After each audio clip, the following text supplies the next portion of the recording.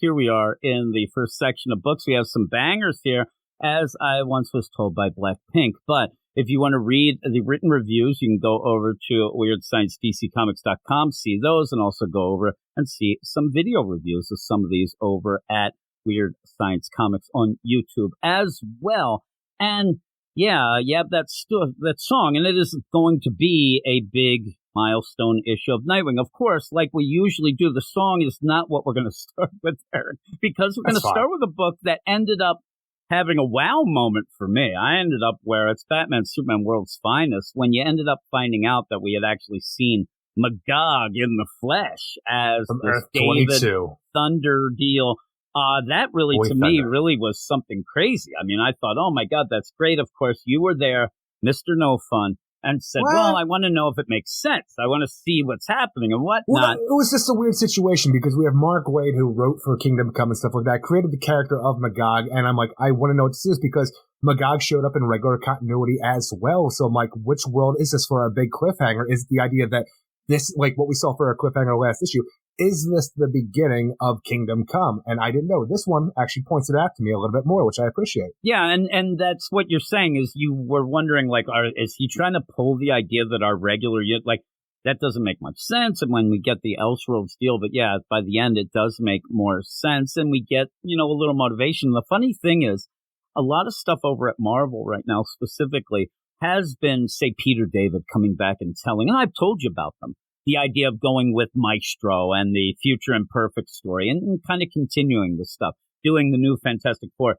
This never was like that, but it seems like now it is. It's kind of a funny little play where you are grabbing stuff from the past and kind of enveloping it in and showing something that you never knew before, but in a fresh new way, which I do appreciate. I actually do like the book overall, and I think it's one of the books that people point to say, this is what you should be reading. And it gets to do wild and interesting things that you're not going to see anywhere else at DC Comics right now. Which is what we like from a World's Finest as well. The idea of having World's Finest and just playing some wacky stuff is okay, but I like what he's doing. It's Batman Superman World's Finest number 11, written by Mark Waid, art by Dan Mora, Tamara Bonvillaner, she blocked us, and Steve Wands. Yeah, probably. I think we are in a blockchain, but, is that a good reason? I don't think so. Maybe it is. Some people think it is. Some people aren't. Yeah, well, that's a vendetta against the world and life, and I know because I recognize that sort of thing, Eric. But in that, yeah, I like this issue. The issue ends up, you could look at it on the surface level and say, well, not much happens. You end up where the Key doing his thing and all that, but I think that by the end, like you said, the main point of this is to kind of give you that idea that David is going to go off to his world. It's such a creative idea to go and do this because in Kingdom Come, we never really had an origin or a background of the Magog character. He was just kind of there to be the next generation of superhero, to put the old guard in their place and show them how things are going to be done in the future. And you just had that character kind of show up with a pseudo connection to Gog and stuff like that. He was just, this character was like, large and in charge. And this is a great way to further your, 90s story, how many years later at this point in time to go back and say, well, this is what actually happened in the continuity. And I think it's really clever the way things are done. And not only that, you get the fun stuff in this where you get the chamber that takes away your superpowers in the Fortress of Solitude that you saw in Superman 2, and it's done really well. Yeah, and I like that. And even if you're like, well, you don't recognize that because you're not a big movie guy. Some people, Eric. Superman 2. I actually recognize that. It's one of the few things that I would. But yeah, that's fun. And what we said when we ended up reviewing the first issue, and you ended up, Gabe, on the site, reviewed the first issue, and Mark Waid actually read the review and commented. We'd mentioned this before. It's not name-dropping fully, Eric, but the idea where he tried to explain the continuity, and you will bring this up a lot of times. You tried to explain the continuity in a way that you made it worse. Yes. You ended up trying to explain something that maybe you should have just said. Like if Mark Waid came on and said, listen, assholes, have some fun with it. Maybe we would have laughed. You know what I mean? But at this point, I know you can't, but I think that even you are being worn down, Eric, by what we're getting, overall in the DCU and trying to figure out not even just continuity, timeline, all that stuff, but it is fun. But it's fun in a way that you don't have to have it like in your face, like, golly gee shucks, Superman and Batman's. It's fun because you're being clever and you're showing some things. It is pretty dark, the story, but yet it's a fun overall story because you're seeing things that I never thought we were going to get an origin of Magog in this book. And I didn't exactly need it, but I'm happy it's here. No, but that's the thing. It's almost, is it one of those, like, it's something that you didn't know that you needed, or at the end, you don't really need it, but I give them credit. It wasn't telegraphed either. I mean, it was a shock that what we were getting is that. But yet, the little things, there's some things that me and you are Jeff Johns fans, we're going to be talking about Stargirl later. It's those little things that we like, okay, that connects to that. Oh, that's an homage to that, but it's done in a cool way that I do end up appreciating and liking. But really, the overall story is that the key, he wants the multiverse. He wants to find out the multiverse. David's ship that he came to this Earth in, from his other Earth, this is the key to the multiverse. This is something that the key doesn't have and desperately wants because he's a man who likes to unlock doors, and this is one that's locked that he can't get to at this point in time. And it makes sense. So even the idea we have this character, the obsession that we have with the key and the Joker, was a weird team up, but it worked because the key's kind of creepy and the Joker's insane. It's a dastardly duo of fucking evilness. And you have this issue where the Joker's out of the picture now because David almost beat him to death for torturing him. And to the point where the hero's like, shit, we can't have this boy Thunder around because he almost done killed the Joker, which is great for the characterization of this whole thing because one of the first things he does in Kingdom Come is kill the Joker in that whole thing. And it makes sense, motivation-wise, where David would go from this over to Earth 22. I say Earth 22, I'm not sure what the new designation of all the Earths are because it was respelled out after everything was remade. I'm not sure if it's still the same numbering system, but that's what we could cut with for now is Earth 22 because that's what I know it as. So you have all this great stuff to get us to actually where things will take place with Magog and everything that David will eventually do as Magog in the Kingdom Come Earth. And it's really clever the way we're doing this, especially when you have the key and the idea of how things are going to work and how we're going to get his ass to another Earth. Yeah, and one of the things that I really like about it as you're reading, I mean, you're reading this and you realize that, or even you might even guess, the idea that Batman is there and he's there with good old Dick Grayson. Dick Grayson doesn't do anything bad. He's probably like, look at that Clark with this, his little sidekick. I'll never have those, but it's very Jason Todd-esque at points too. And you might end up being able to kind of get the idea that David Batman is very Jason Todd. That Batman might be learning something, but I assume that Batman's always talking crap. You can't change them boys who are bad. And the idea, really, the boys who are bad, they're always going to be bad. The idea, though, of, oh my God, how can Clark allow, well, he's going to have to deal with this as well. And I just was checking to it, it's still Earth 22. So Kingdom Come is still Earth 22 in the new Big Bang, which was done by Mark Waid. So that's cool as well. It's funny, what I love about characters like the Key is you can always work things out. It's like the Riddler. I mean, I can tell you could bring up a million situations and you can make them into some sort of, ooh, that's a riddle. Like the Key, it's like, that's the key thing I need to know. Like he always can play that. And I like when he says it, but hey there, sexy, call me the gatekeeper. Come on over here.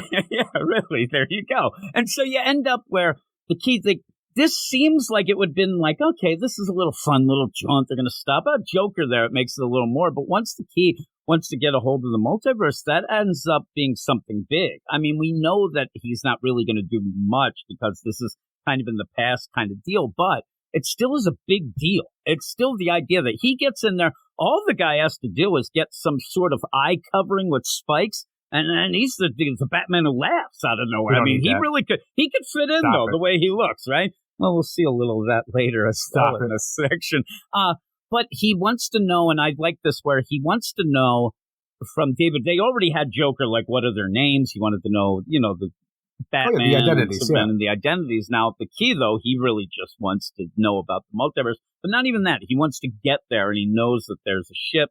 He knows he came with that. Hey, tell me about it. He's going to key his ass way into the Fortress of Solitude because David, under duress, told him all these things, and the Key, with all these drugs that made him tell the truth, also made him forget everything that he told the Key. So David doesn't know what the Key's endgame is, but we know that in the Fortress of Solitude, the Key's already hanging there with a bunch of crazy old-ass villains that people have never heard of, like Bag of Bones, the Abominable Snowman, Ferlin Nixley, and we have Zebra Man, which is a great callback. I'm telling you, I need to see more of Zebra Man, and later on we have a Nightwing with Elephant Man. At least, yeah. I mean, I'm telling you, Zebra Man was in the Suicide Squad a little bit ago for about 2 seconds, and I kind of dig him. What I like about this is grabbing those villains. Oh, an Acid Master. I didn't say Acid Master. Yeah, and even then, you see Acid Master, and if you say that like 5 times too fast, you start saying something real sexy. And then you have those, like, they're kind of jokes. I mean, they aren't, but they are, but here they aren't. And that's what I do appreciate with this, where you're not just throwing these characters in to be fun. You're throwing them in because they look cool. And it's kind of a fun play. They're going to lose, but you end up having some fun with these characters in because you're never going to see them do much anywhere else. And you can just throw them in because pretty much they're not exactly cannon fodder, but they're just background noise to keep our heroes distracted while we get to our end game of the story. And it's a fun way to do it. And I'm telling you, Ferlin Nixley, I didn't know anything about Ferlin Nixley and his Devil's Harp, but I want to know more because I'm a big even that fan. Whole thing. Of course you are. But like even the idea when you bring out these old characters and stuff like that haven't been around in a long time, or maybe even just showed up one time, it makes you want to go online and look them up and see what issues they come from, and maybe even go check that stuff out. Maybe it's on the DC Universe app. Most likely it's not because everything I want to look up's not on. I know, but at least you can find it. That's the point. That's a good point though, because this is something that I've been telling some people. Some of the differences between, say, this book and maybe like those One Bad Day or something like a Tom King Human. When you end up reading this, it does end up, because of the tone and because of how they're presented, that you kind of like, yeah, I want to see when, even if it's just to have a curiosity. I want to see that. I want to know more about this fun-looking character who's a half Yeti. Yeah, and I don't think these are anybody's favorite characters, but they're unique enough and cool that you want to see. A lot of times, really disappointed. A lot of times when something will come up, like Zebraman, most people should know Zebraman, not specifically, but when I see Ferlin Nixley, I actually get this idea of like, is this a real character? Go back and do it now. We got Pans over here. And here's the thing with the idea of all the writers at DC and Marvel, all the big two, anything with that, but people have been complaining, like a Clunrad and things like that. Isn't it weird that the two books this week, done by Mark Waid and the other by Jeff Johns, has that similar vein where you get these characters, they might be new, they might be amalgams, but they intrigue you to want to read more. They don't end up making you want to throw the book out the damn window and go take a dump, right? I got to take a dump, Eric. But you end up where you have all this where it gets you excited about just in general DC Comics and some of the things. Yeah, because they have a lot of fun characters. It is. And I'm telling you that there'd be a big problem if I was a hero. They might be jobbers, but they're fun. Yeah, they're fun. Sometimes jobbers are the best fun. Agreed. You have fun with them, right? And there's no stakes here. What are the stakes? I know that it's the Brooklyn Brawler of supervillains over here. Yeah, Ferlin Nixley shows up, right? Me and you are heroes, which we're not. But I end up like, I know what would happen. And any musical-based villain would I'd start yelling requests. Like, I'm telling you, he's doing that. I want to hear him do the beginning of For No One by the Beatles that has a harp. I don't know many harp songs, but I would like, play Stairway to Heaven. I'd start yelling requests. They'd get annoyed. Maybe they'd leave. But I get intrigued by that. That's all you do as a hero. You don't defeat the evil. You just annoy them until they leave. No, I annoy them. I'm yelling Freebird and shit like that. And then they're all, and then by that time you go behind. You know Blackpink. Yeah, exactly. You go behind and then I push them over you. You're down on all fours and we win the day. Then I take the harp. I start playing. And then the reaction of everyone is just the reaction of Dick Grayson there. It's just awfulness coming out of that harp. They don't like it. But I do like that where you get these characters. Yeah, it's like playing the devil's hand, isn't it? You end up where in this part, though, even before that, I really like this moment because you have Superman who says to Batman, I even like when he says, Batman goes, sidebar. I'm like, let it dick. You go off there, right? I'm like, what are you, in court? What are you talking about? They're cool as hell. Yeah, they are. They go off and it's like, listen, I know that this isn't your fault. I mean, you're the shining example to everybody, but this kid, a little over the top. We're going to have to do something. He says, listen, let me handle this. And seriously, for a page and a half, I started thinking this seemed like Identity Crisis type deal of the idea of wiping powers. I'm like, what are you doing here, Superman? This isn't you. Thankfully, it's done in a better way than that. Because the thing is, I love Identity Crisis because of all the drama that it brought to the DC Universe. But we have a situation where Superman, like a Batman to a degree, has prepared for the worst situation. He wanted the best for David, his boy Thunder's sidekick, to use his powers like everybody else that we're hanging out with right now and the Super Friends and shit along those lines. But he knew that the day might come that he might lose control and he might have to take David's powers away. So you have that Superman depowering chamber in the Force of Solitude. And the idea is like, hey, David, you need to come with me. He's doing it very gently. He's like, hey, Robin, can you come along? He's going to need a friend. It's done in such a empathic kind of way, like even bringing Robin along. It does get us to where we need to go in Force of Solitude in a way that doesn't feel forced, but actually fun, bringing the Superman 2 chamber to the whole thing. But it's just this whole terrible situation where David's like, I can do better. Don't do this to me. He's like, look, I'm sorry, son. But even at the end, you have Superman, the ultimate purveyor of forgiveness. It's like, I can't do this. Look, we can try harder. And it's so good the way that Superman is presented here. I was really worried. I actually thought, oh my God, like this is going to be something that I'm going to bring up now. Like this is a thing that 2 years from now, hey, remember when Superman took David Fowler away? That was bullshit. And he ended up, he's not able to do it. Now, you also get that play, would Batman have been able to? And I think he would have. Yes, I think Batman would have done it easily. I mean, Batman, he'd have one foot in that damn thing. And he already wouldn't even ask Robin to come along. No. He would have tied David up and threw his ass in that chamber. Yeah. He'd say to David, sidebar. And the next thing you know, he doesn't have powers. And it worried me. It actually worried me because I thought this was going to be something very un-Superman-like. But it turned out they'd be even better. Even when I thought that it was funny where you end up having the Key comes and he's going to have a distraction. He has a bunch of them. He ends up letting loose the animals, too. The menagerie, yeah. I love when Superman really spells that out. There's been times where they've said, oh, it's my zoo. Oh, it's the holding cages. So, and people started to get upset. We saw this. Me and you were doing podcasts and whatnot. And suddenly people started kind of trying to cancel Superman because he's keeping animals captive. But he's not. A wildlife refuge. I love how he said, I love how now he knows that people are listening. He's got to spell it out all the time. Right? I thought they spelled it out really well in the Superman animated series, and I don't remember what came out before that, but I remember that's where I first saw the idea of the Superman. Still ends up being a problem with some people. I'm telling you, I like how he says it here. It's alien animals that don't have a world anymore that Superman is keeping alive and safe and well. Yeah, and the problem is, the only problem is he's treating the animals and that problem like he does the bottled city of Kandor. It's always, I'll get to that. Right? I'll get to that down the line, right? He never gets to it. Don't get to Kandor. It always leads to problems. Yeah, well, that is true. No, what is the problem is, it doesn't matter if you shrink it, you make it big, they're always a problem. They come out many, they're a problem. They come out big, a problem. So in that, though, it made me laugh, the idea where, and now the dog has to go nuts, that we end up where it's spelled out in that way because it's been a problem before, and it made me laugh. Which another thing was the idea of the Phantom Zone, and is the Phantom Zone something that is, something nice or whatnot as well? So we'll have to see. But I do like where Superman's like, I'll go take care of those animals. He's going to do that, where David and Robin go to take care of the rest of what they think is just the Key, but he's brought his jobbers with them so that they can end up, doing their deal. And I do like all of this, and it really spells out the idea of Superman being, like you said, he's always going to give somebody the benefit of the doubt. He always is going to be hopeful for that.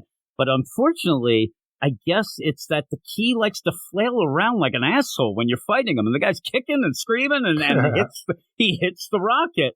And at first, I'll admit, I didn't know what was going on. I like this moment, too, when we defeat all the jobbers and stuff that Key has brought along. And we have pretty much David confronted with this guy who helped torture with the Joker and stuff like that.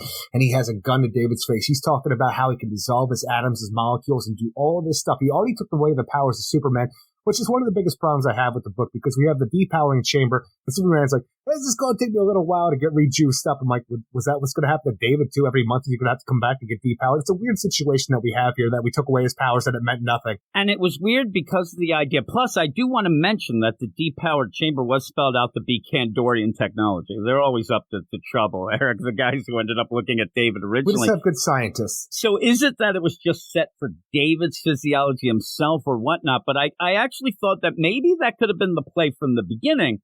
The idea, listen, it's going to depower you. For now, we'll teach you, but and eventually it's almost like a license. You'll end up getting your powers back. But they didn't spell it out like that, and I thought it was really going to be bad.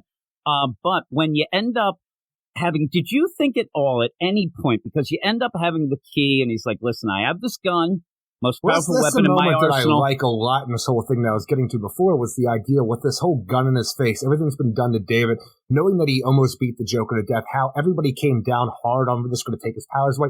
They lost faith in David for the most part. He is able to overcome the Key here, and everybody's worried that he's going to go nuts again and fucking kill him. But he does, become the bigger man here and say, no, I'm not going to do that. And everybody's relieved to see this. It's just that everything has been activated at this point in time with with the keys kicking and flailing about, where he somehow kicked the outside of the fucking ship, and now it's already turned on. I don't know how it works, but we can go with it. Yeah. But the ship is now phasing out of this Earth's, vibrational field, and David is linked to the ship from the same world. So even though this, the ship is leaving, David is vibrating as well out of this world, and you only have a few moments left because nobody knows how to work the ship, not even David himself. And he even yells it. The way that it's spelled out and the progression, it really builds the tension. It really plays out because they are like, David, shut the thing off. And he's like, I didn't build it. And really, then he goes, I feel funny, Mr. Stark. And all of a sudden he dissipated. That's what it reminded me of. The idea, it's like, call the Flash. I already have. He's not picking up. I love call that. The other Flashes. No one's picking up. We don't have anybody here who can do the vibrational thing that can save David at this point in time. Pretty much we are stuck here watching this poor boy be sent away once again. And it's just Superman saying, look, we will find you. We will help you. We'll do whatever we can. Like, David's like, you know what?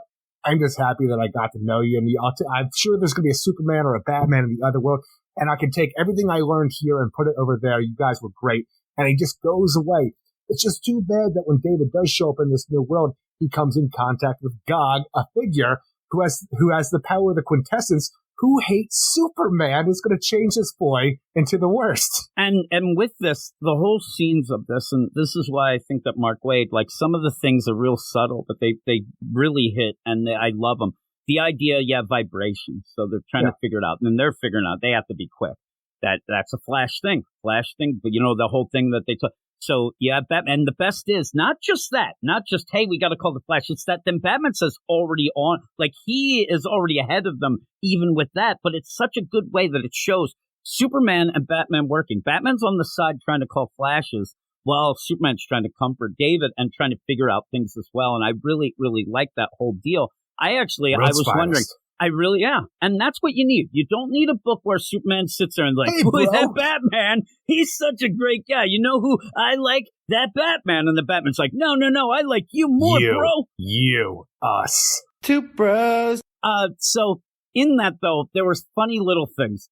For some reason, when the key brought out that gun, I'm like, should I go back and check that Batman deal? Because I swear, I thought maybe Mark Waid is starting to, cross-collar. Yeah, and that we'd see something that this does, that if it is adjusted something that it could have been the gun that failsafe had.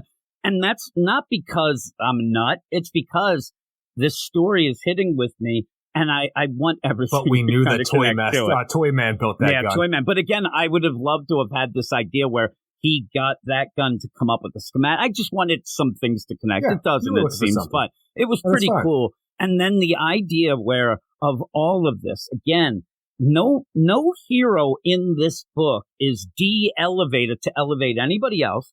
And the big hero speech is being done by David, a kid who we know ends up that turns into Magog. So that even gives you more of the idea of what the hell happened, David? What happened? Because he says, don't worry. He sees the idea. And it's again, his parents died. It's almost again to him, almost like what happened, with his world and parents. He's going to be gone from this world. It seems to be nice, accepting, but he's going to go. And he says, maybe I'll find some nice Superman and Batman. Now, and ultimately, it almost feels like a failure for Superman, though, because he wasn't able to reach David as well as he wanted to through this whole process. And by the end, it seemed like David learned, to, do what he's supposed to. I feel it's weird saying do what he's supposed to do. I know, but you feel like he's learned this lesson to turn the other cheek and go. It's just unfortunate that we know that he's a young kid, and you wonder how he got from point A to point B. And when he shows up, call me Gog, you're like, all right, here we go, because that is somebody who hates Superman, and he's going to be in this world now. It's going to be a weird situation where it's like,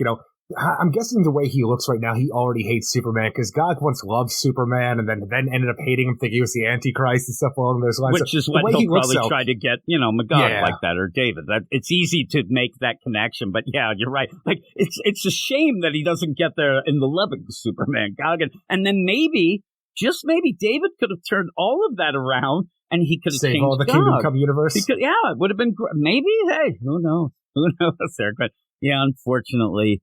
But David will still grow up to kill the Joker. Yeah. Well, everybody should do that at least once in their life, right?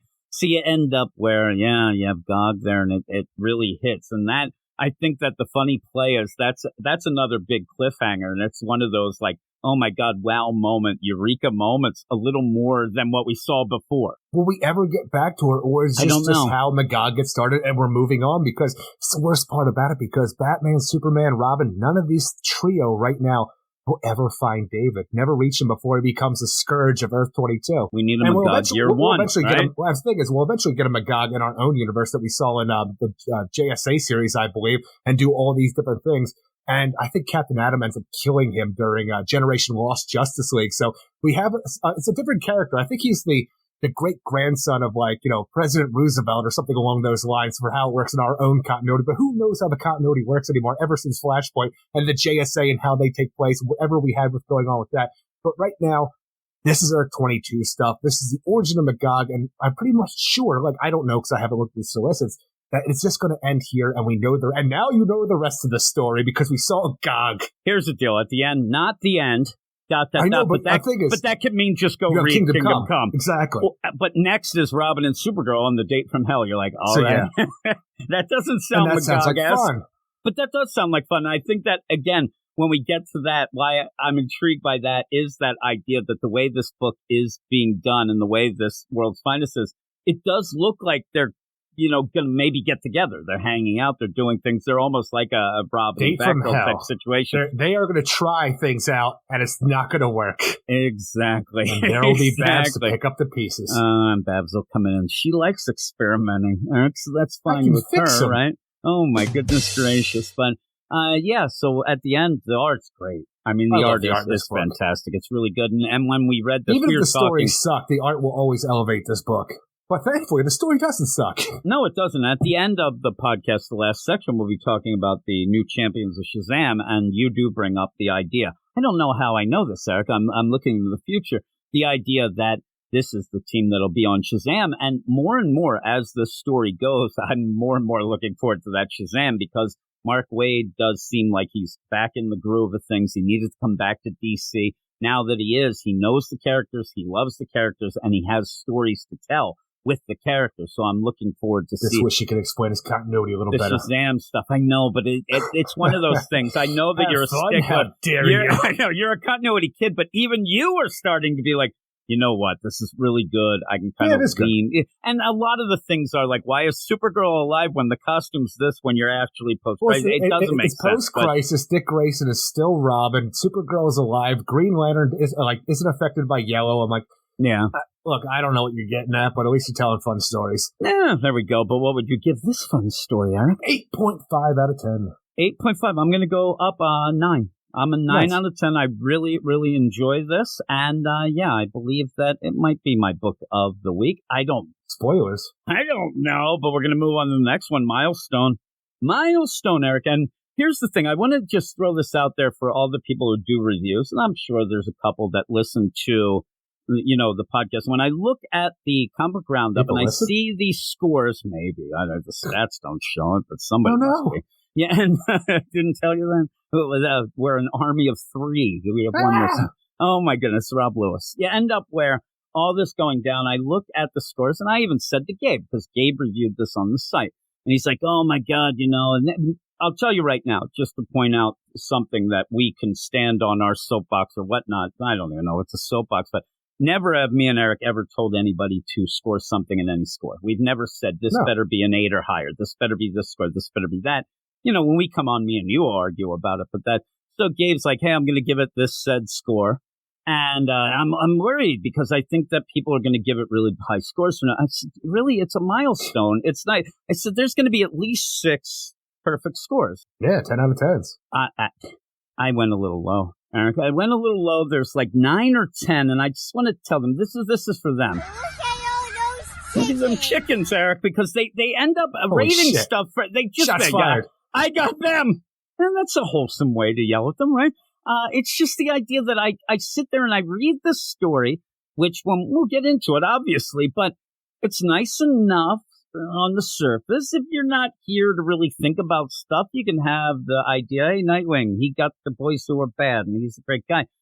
But, you know, what is a perfect score anymore? And just because it's a milestone doesn't mean you elevate the score, and they always do. They always do, and I don't get it. I actually think that a milestone like this, if you're going to do anything, you might expect a little more from it because you got to come and shine. Space, right? You come in and do something, and really, A games need to be had. When Tom Taylor, this is obviously Tom Taylor, this is like, with this double deal, it's almost like he had 25 issues with the annual included and the oversized. He's had 23 regular and annual. But you get the idea that these milestones like this, they're supposed to like really show you like, okay, this run has been worth it because it's all led up to this. That's what I think, or a celebration.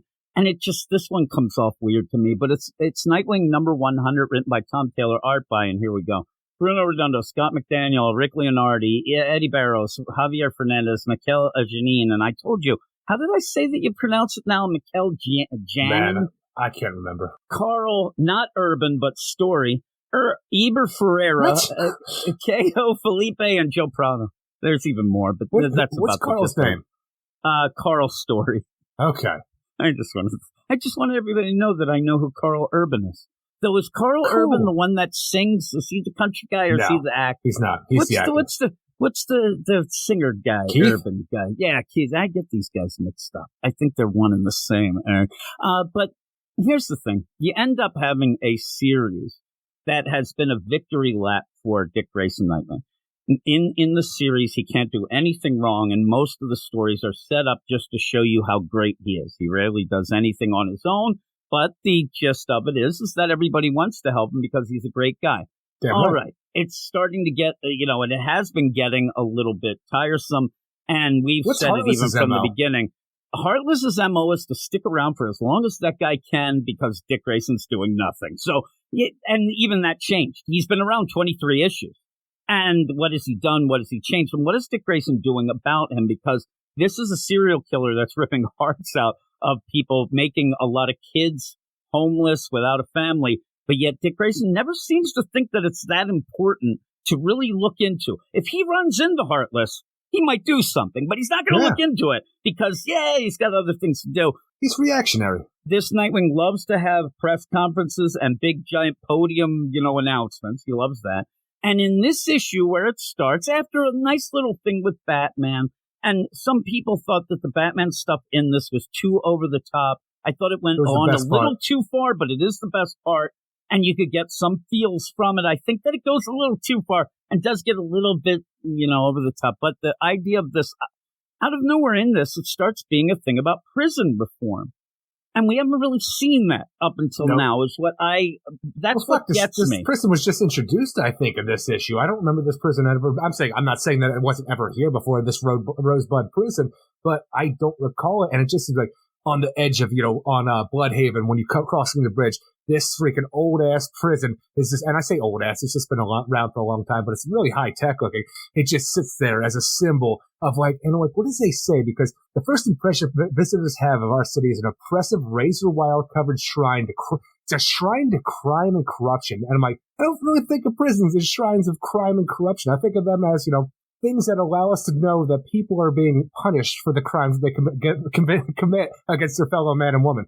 By the end, we'll be talking about probably a lot of things that what he's doing is wacky and weird, but just to throw it out there at the beginning, if I pull into a town and I see Titan's Tower, you know what I do? I get away from that Titan's Tower because that thing's always getting blown up. Shit's going down. Really, I'm out. So when you have this, the biggest thing that I would say, if I'm pulling into Bloodhaven and I'm there with my kids, hey, Dad, what's that? Oh, that's a prison. That's trouble. Off we go. And by the way, kids, don't go there. Like, there's a symbol of don't do shit because you go. But just the subplot of bail and the unjust of people not being able to pay bail and all this other stuff. He starts to throw everything at you. It just doesn't work for the idea because on top of having this maximum security prison, you also have county prisons and stuff like that because Bloodhaven is a city. Like the idea that you'll have smaller things, you'll have locked up and precincts of the police and stuff like that. If they don't pay bail over the weekend, they'll see the judge and stuff like that. But everybody is not being sent to this maximum security supervillain prison. And that's the problem here is, first off, what they should have is a max security supervillain prison. This is a universe that they should have that. But they have this big thing, right?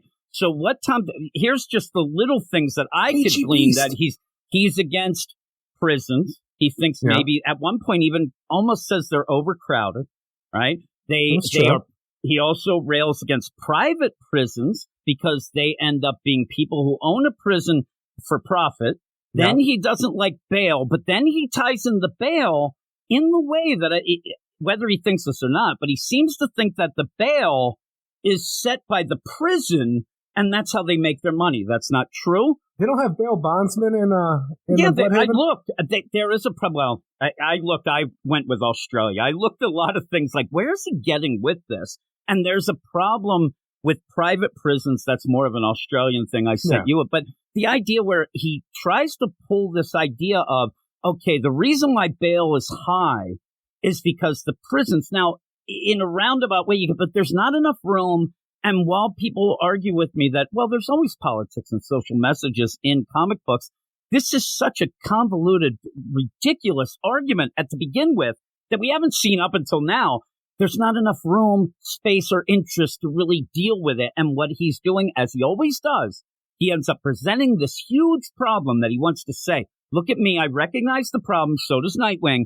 But at the end, not only does he let everything just fly by, but he actually does things by the end that would make this problem worse. Well, even the idea where, like, we'll jump through the story because just to get to the end product of the idea where this prison is destroyed by the end because of Heartless breaking everybody out, causing explosions, just stuff that the people who own the prison don't want to rebuild. So we're just going to have this gigantic eyesore, and then, you know what I'm going to do as billionaire Dick Grayson? I'm going to build Titan's Tower here, and all you and I can talk about is like, where did the rest of the prisoners go? Yeah, the idea that it starts off with the idea of even in one of the bubbles, it says there's over 3,000 inmates squeezed into Bloodhaven Private Prison. So that seems it's overcrowded. You have just taken that prison away. Where the fuck are they going? Where are they going then? Look at this gigantic structure, though. It's one of the biggest things I've ever seen in my goddamn life. Like, you're talking about squeezed in here. It's gigantic. It is bigger than Arkham Tower. And you have a Dick Grayson who, he has put a bunch of those people away. And also there's that, he tries to play this game both ways, Tom Taylor does, where he's really railing on the idea of innocent people in jail. Yeah. But then he has to say, well, there's some bad people. But no, this is the thing. And wants to get, you know why there's bail? He wants to think that it's to fund a private prison. No, the bail is set by the court. And it's there so these assholes go back to their trial. That's it. Whether or not you like it, maybe it's too high, whatever. But it's there so people end up having a reason to have to go back for their trial. Because unlike what Tom Taylor's saying, a lot of people who end up getting arrested, they're kind of guilty. They end up having done something wrong. But yet you're throwing this all together. There's not enough room or space or, like I said, interest even to make it because you have a superhero comic here where then you're just going to punch people and throw them and whatnot for the most part. And then Heartless has just become the Nightfall Bane where he's going to break all these people out to cause a havoc for Nightwing to have to deal with. And it ultimately really doesn't go anywhere because, look, I'm going to break into this prison. I'm going to give people kind of masks along my... I thought this mask used to be gold. Now it's just white. But everyone's going to wear these white masks that give them anonymity. These broken out prisoners. They're still wearing prison jumpsuits, so it doesn't matter because they're getting caught and shit's going bad. But the idea is go out there and cause havoc along those lines. Because you know what I need to do? I need to break out the Elephant Man. I got to go talk to my boy Tony Zuko because him and we got a problem with the Graysons. And this is the whole point of Heartless, though. But he has upped his game to this massive level. And I don't understand how all of this actually goes down from where we started with him killing homeless people for their hearts. I want Heartless. I almost called him homeless. I want Heartless to take off the mask and then fill out a form and end up going on visiting hours. Hey there, get one of the pick up the old phone. Hey there, Zuko. I really like you. You killed the Graysons. Oh my goodness gracious. No, instead he goes and you're going to play this game. And really Heartless, though, his motivations and what he's doing, where it's so ridiculous from what we started with, at least I can go with, okay, that's some superhero stuff. That's some villain stuff. They go into a prison.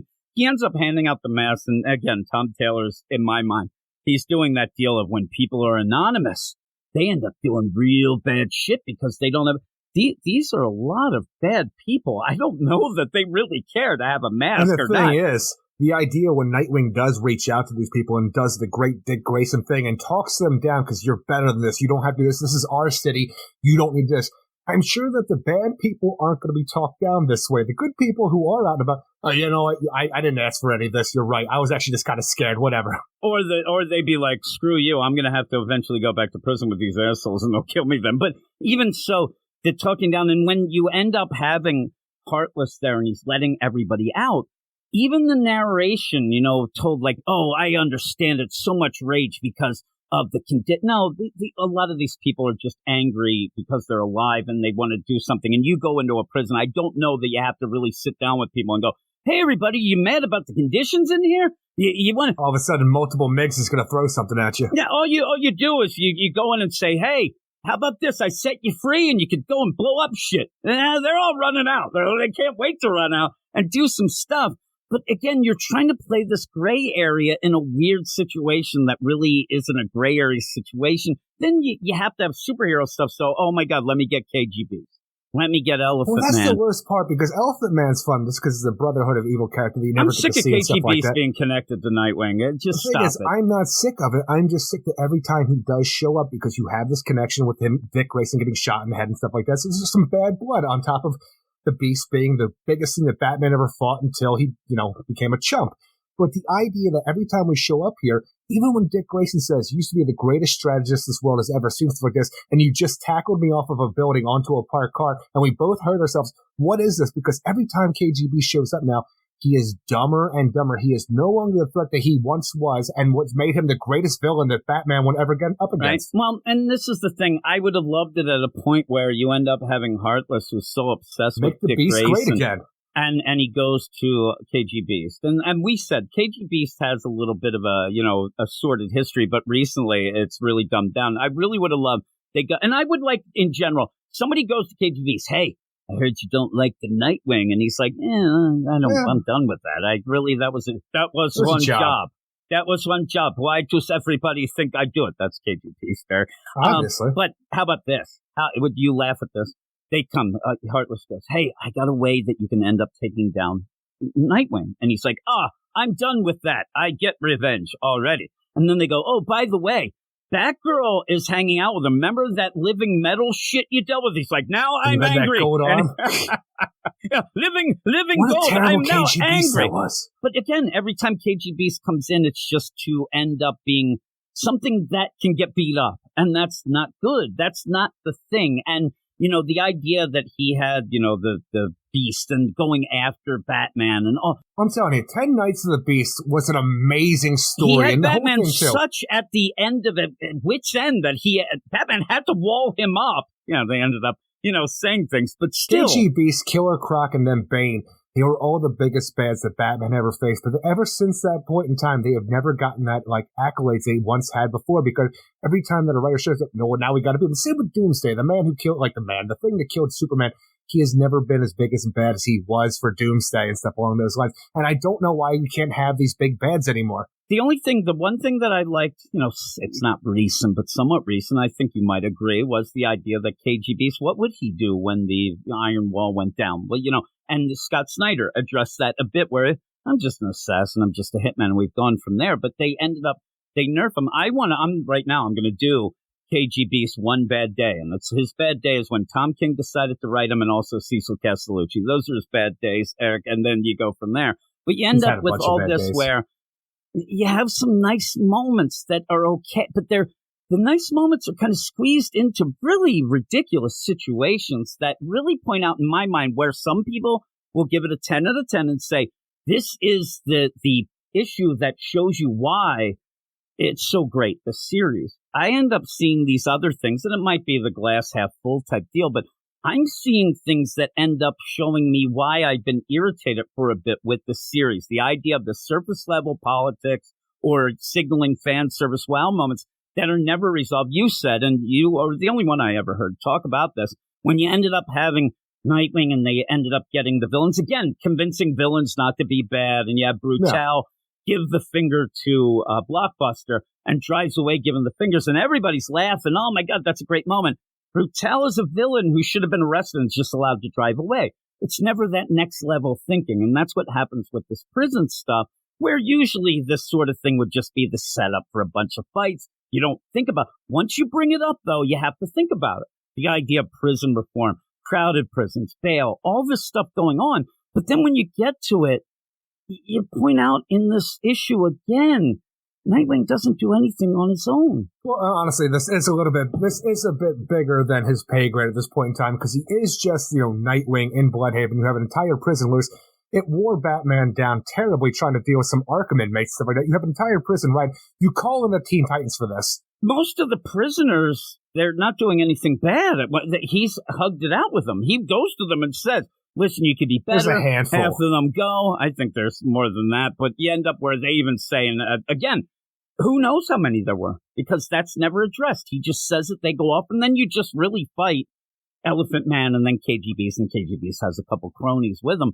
But the idea that there's not one thing in this that actually Nightwing saw, because I think Tom Taylor is playing this game again like he does John in the Super... With a little help from my friends. Also that Nightwing cannot fight anybody. He ends up, even when he's fighting KGBs, right? He's going, mano-y-mano, fighting them.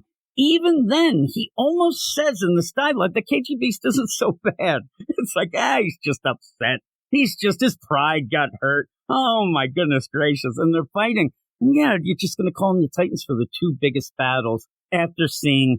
Titans take out Elephant Man, Titans take out the KG Beast, and even the idea of that where you have, it's a celebration of Nightwing because it is the 100th issue, but we still have a story to tell. But throughout that, we're going to pepper in a few things here and there. Like, we got to have the Titans because that's a big part of Dick Grayson's life. But here's, Nightwing throughout the years for no real reason at all except for celebration. And it looks fine. And it just pisses me off, though, because I still want the red costume. Right? They're usually pinups. These actually play off as, looking back at it's part of the story, but yeah, I looked at the red costume. I'm like, oh, and I think that's Eddie Barrows. Costume pops so much. And I'll tell you, I think that they ended up getting, and I believe it was Eddie Barrows who did the New 52 Nightwing, and they end up getting, that's cool. Get the guys who did these costumes and things like that. And a lot of people love, that classic, the disco wing deal, which I do too. And that, yeah, it's great. Seriously, people can make fun of it. It looks badass in this. It looks badass in the 90s. I know, but you have that. But you also have the funny play is if you look, you also have the 90s feet.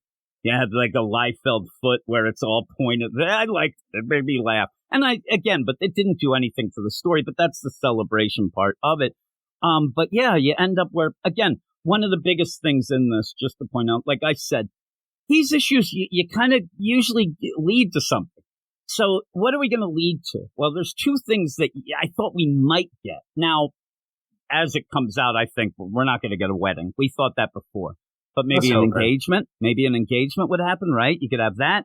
Or when you're doing this, I also thought, well, wouldn't this be the best time to take down Heartless? Wouldn't this be the best time to actually do the deal where this issue is about finally stepping up and taking down Heartless? He skedaddles away. Now, it's interesting, him and Tony Zuko, but it's still, this guy just doesn't get beat.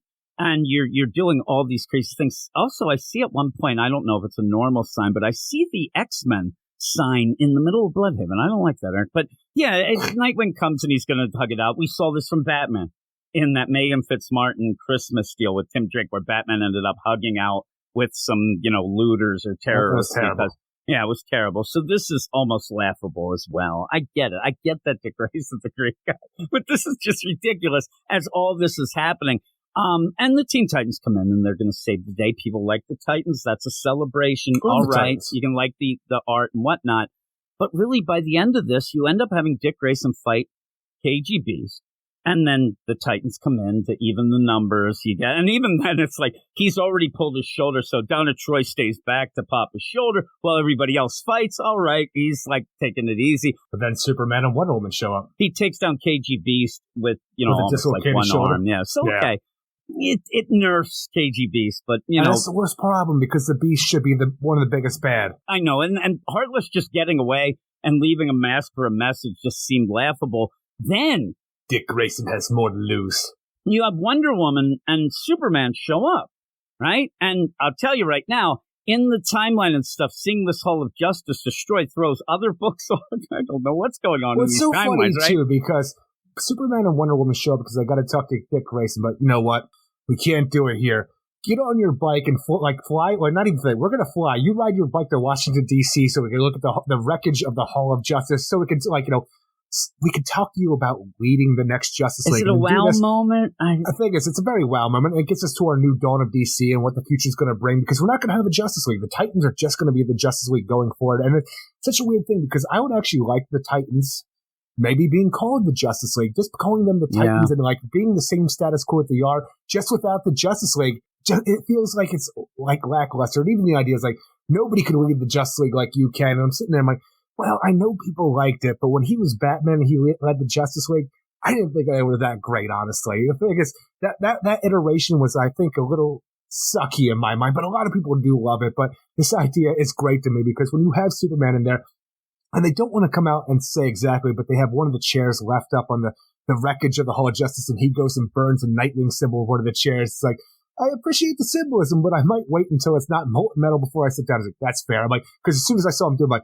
don't sit in that. You're going to hurt yourself. Actually, that's what I'm doing. I'm like, really? Like, that's what you're doing, Superman? I have an issue, though, when they're talking, and you end up having Superman say, listen, what you did during the crisis, all right, and then says what you've done for Bloodhaven, it's very impressive. You mean the prison riot where it seems like prisoners are still running around looting the city right now as you speak? Also, the idea that he has a serial killer in his city that he hasn't been able to catch in how much time, and ends up killing just innocent people over and over and making kids homeless. I don't know that he's done a great job in there. And I just looked it up, that motorcycle ride would take him over 3 hours to get to the Hall of Justice. Time he's like, Jesus Christ, what the hell's going on? Can you just carry me? Yeah, really. Or how about this? I'll get my own chair. You can burn my symbol into it. Look, I know I'm a billionaire, but gas is pricey. Yeah, really. Really. And speaking of that, the idea that he's done impressive things in Bloodhaven, what he's done is just throw money at problems in a way that I think is all surface level. Me and you talked about the idea. It's not just that. It's how he stepped up during Dark Crisis as well. Well, they're saying that Dark Crisis, but really everybody stepped up in Dark Crisis. It was just him getting thrown into the darkness, and he was able to come out. That was very fortunate that it was him. But again, John was more of a leader in it up until one point, and then it changed. Everybody was a hero. But again, it was the elevation of him. But in Bloodhaven, he's been a fucking wreck. They haven't done anything. He's throwing money at things. I'll even tell you the idea. Remember when we argued about the 10th city? Oh, man, he knows these kids are home. Where are those kids now? Are they living in that hot dog truck that is in the Haven? Because I don't know that there was anything set up after that Haven that was just playtime area. I don't know. I think you can just say that Dick Grayson took care of it. Maybe, but did he take care of it? Because in the end here... Well, he didn't bring their parents back from the dead, that's for sure. And he didn't even take down the villain that's making more people homeless. Yeah. But at the end, I can't tell you that he did anything, because after he talks to Batman and says, you're my dad, thanks a lot, I love you, we haven't had time to talk, Alfred, whatnot. I also think that Dick, or Batman, Bruce Wayne ends up like, since Alfred isn't there, he wants to like make it like, hey, listen, I was always there. It's just Alfred would help out a tiny bit by keeping the phones open and whatnot. Yeah, it's like, but now that he's gone, we have this, and it's a nice moment. You get this, and I think that that's well deserved, because they really haven't had time to like cool down and do this, and it's nice, and it's Dick in a way, like you said, when he was Batman leading the Justice, that was because Batman wasn't there.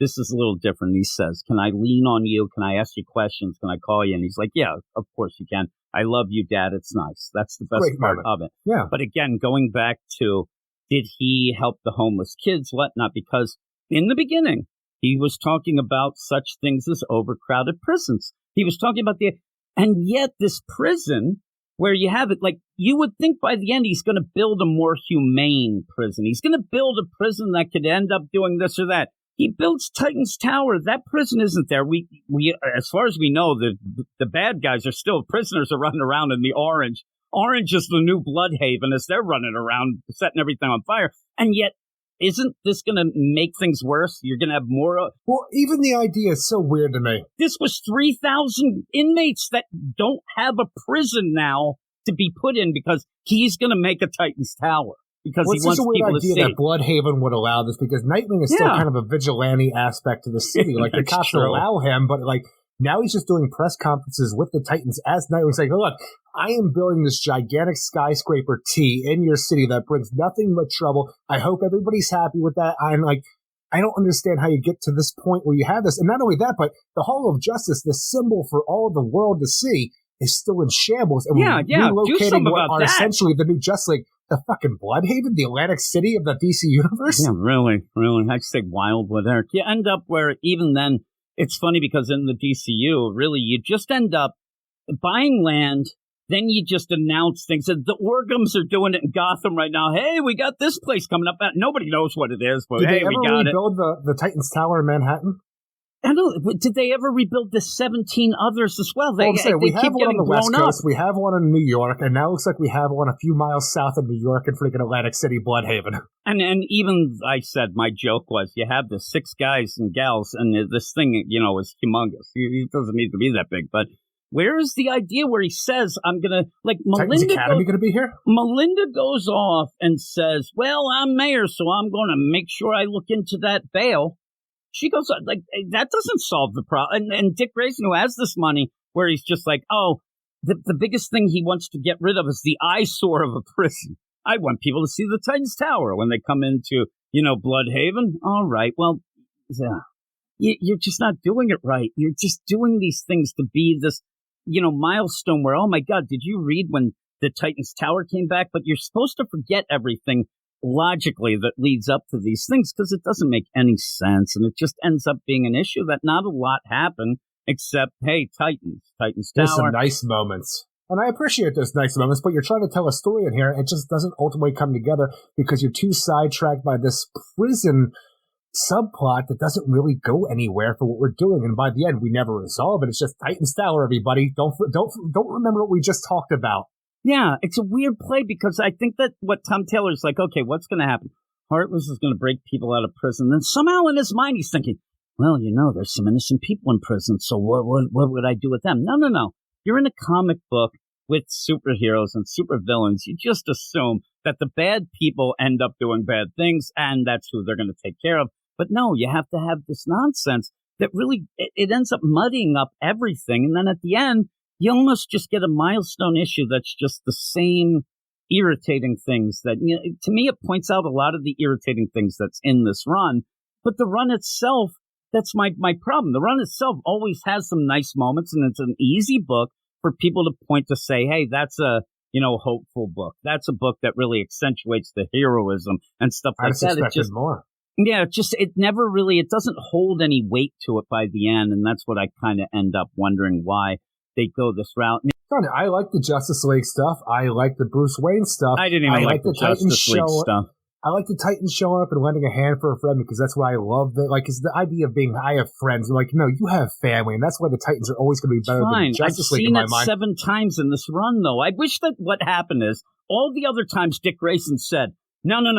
I don't need your help. I want to, establish myself back here. And then here they end up and he finally realizes and they come in and then there's a moment. Then you're like, oh my God, he accepted their help, Eric. But you're going to have it because that's who Dick Grayson is. He calls in his friends when he needs it. Again, Batman and Gotham, you're not always getting the Justice League in. We end up having... That's Batman. But I could go down every hero. Flash, any of the Justice League, any of the Teen Titans even, you don't always have so many the heroes team. Living in Central City. Well, I know, but they're mostly the Flash things. But usually in the Flash book, you're just going to get that Flash. And you go, it's just, I told you before, it changes the power level of the thing. And I think it's pointed out in this. Usually Dick Grayson, you'd have some things, but all of a sudden you're throwing out KG Beast and Elephant Man because you know that the Titans are going to come in and save the day anyway. Just doesn't do anything on his own. And it's a Nightwing book. And I know that a lot of people, at least talking, because a lot more people on YouTube end up yelling or talking to me about it. And there's a lot of people frustrated that this book is just Nightwing and Friends, not Nightwing.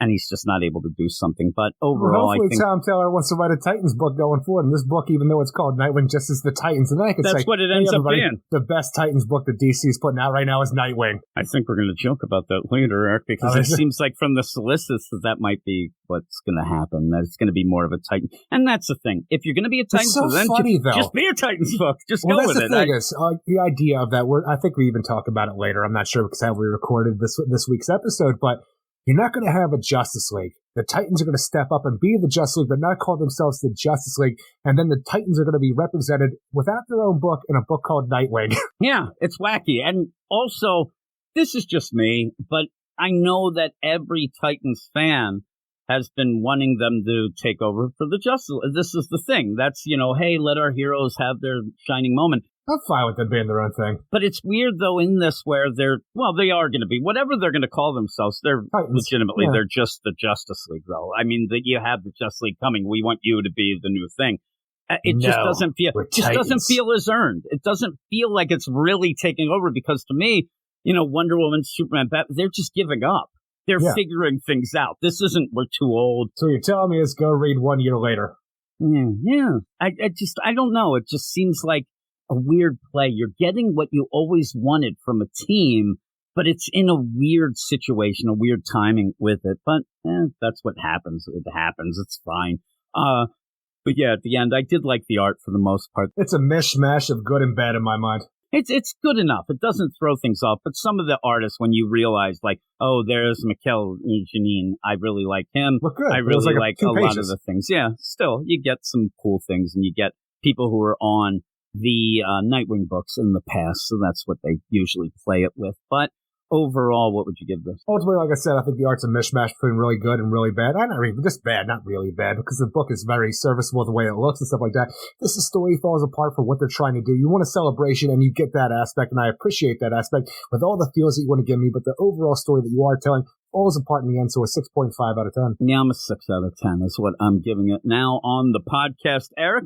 But we'll move on to the next book, which continues, the big story, right? The big story going on. War. Yes, what is it, Eric? The Flash number 791, written by Jeremy Adams with art by Roger Cruz, Wellington Diaz, Luis Guerrero, and Robert. For some reason, I really want to say 798, and I have no idea why. I stumbled on 790. That's the price point. One. Yes. But in this you were going to say 790 is what I thought you ended up making a mistake. But in this issue, it is the part 2 of this 1 minute war where the Fraction have come down. And this, it seems like, I thought they were accessing the Speed Force, but it seems like they're coming from the Speed Force and they're using it to travel. Exactly. It's very odd, but whatever it is, they're taking over civilizations in pretty much what seems like a minute or a really quick time because everybody's frozen because they're going through the Speed Force in order to do this. But we have the Flash family in here, and it seems like the Fraction are well aware of people who are living conduits of the Speed Force in the different worlds they've taken over, but never have they come across at least 5 in one localized area like Central City. And one of them's like, oh shit, I gotta get these boys alive for my Empress. She's gonna think I'm a big dick on campus. It's gonna be great. Oh, yeah. But ultimately, we gotta get our team together this issue to figure out what the fuck is going on because everything has just gone to shit and everybody's frozen. And I'm gonna tell you, I don't think that this is a down issue. I think this is a setup issue, and I think if our calculations are correct, if you're playing at home, Eric, I think that we've given Flash the book of the week for a bunch of times. Every time it came out, it ended up for like the last 3 times. This is not going to be my book of the week, but I still am interested in this, and you do need a little gathering. You do need to, hey, let's get everybody on board. It's the Flash family versus the world at this point in time, or anybody who's moving on the world. And I like that. But there's some little things, there's some weird things that I don't quite understand. And by the end, not a ton really does happen in this issue. It's just getting the but team we together. have a bunch more. We have a long thing going here, including a special coming up. And I'll tell everybody, the special does really flesh out the villains a little more. That's what that's all about. But yeah, in this, I did like where we were wondering how the people at the barbecue, would they just be frozen in place set? But they're all knocked down and they do look like action figures that are completely frozen. So they're in weird positions and stuff. I like that.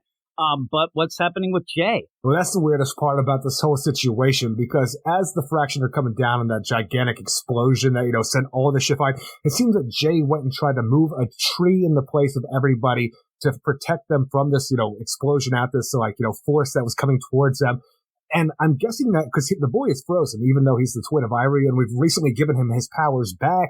He was fast before. And I think this whole reason that he's frozen here is because we're actually moving towards the idea where he was reactivated like as a Speed Force conduit, and we saw him do fast stuff before. But I think we're actually moving to the point where the Speed Force gives him strength like he used to have. Oh, you mean he has the Strength Force? Is what you're telling me? No, right? not the Strength. Because that's the thing with the Speed Force is that you'll have all these different characters show up, and they'll have different aspects of it where they can do different things. And we saw this in a bunch of other books, even that short-lived story with when Reverse Flash was reinvented for the New 52, where he was back in time collecting people who were able to have access to Speed Force, and they all had different abilities. Jay is frozen, and it seems like he had actually moved this tree into the way to protect everybody else. So I really do think it's going to be Jay getting his, even though he's called Surge, going to get his strength powers back. But it would be weird, like they have to end up changing his name. That'd be odd, but we'll see. We'll see what is explained, I'm sure. And this is the thing. Some people were like, oh man, this is bullshit. Well, it's the guy writing the series who was the guy who ended up giving him back.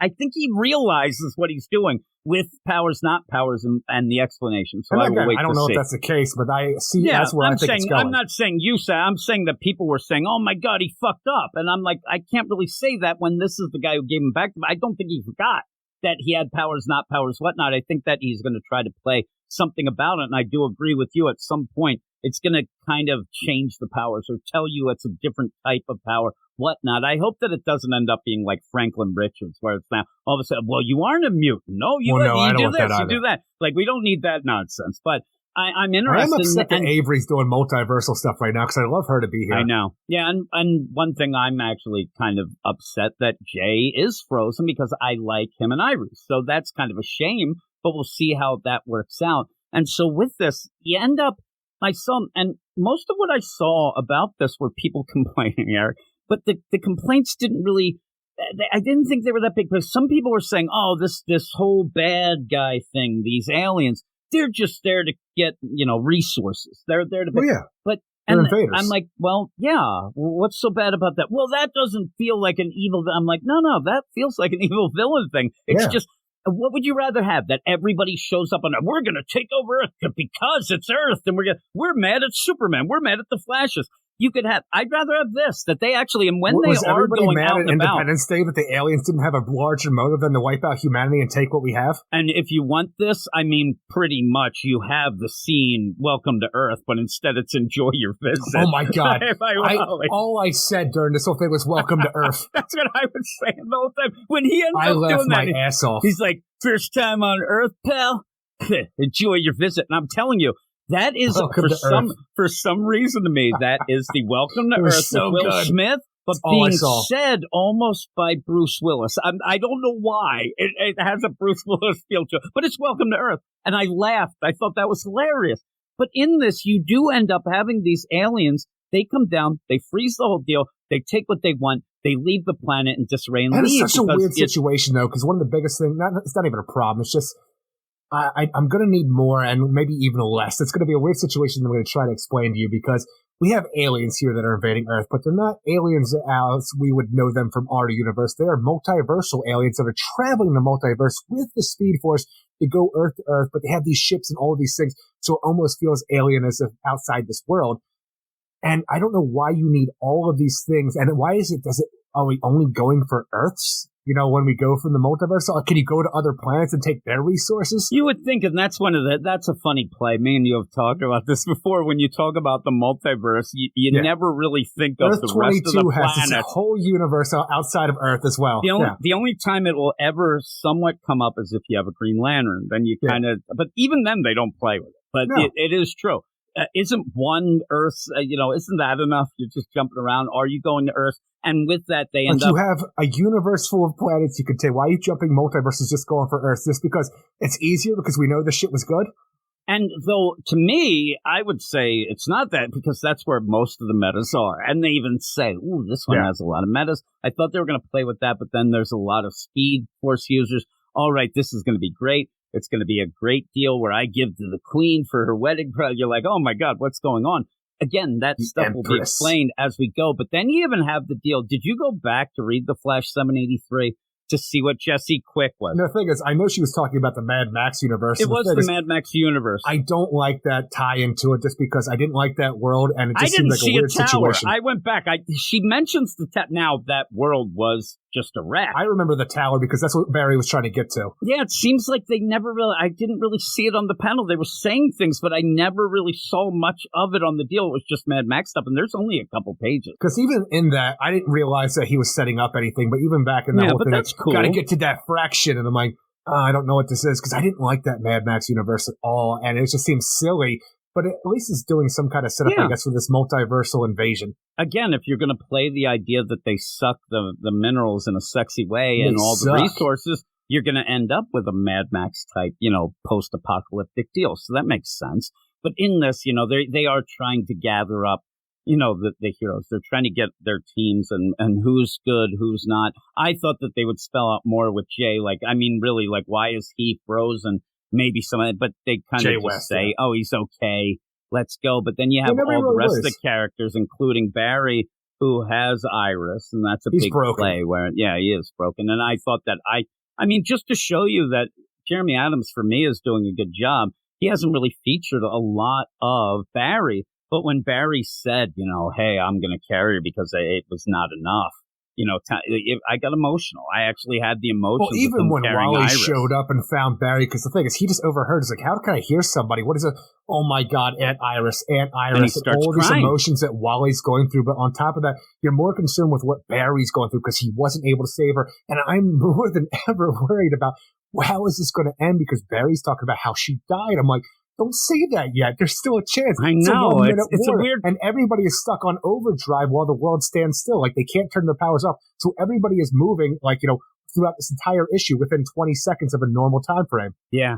Yeah, when Jay says, let me take her, you've carried her too long, and he says, not long enough. I actually get a little choked up now. Oh, my God, it's good.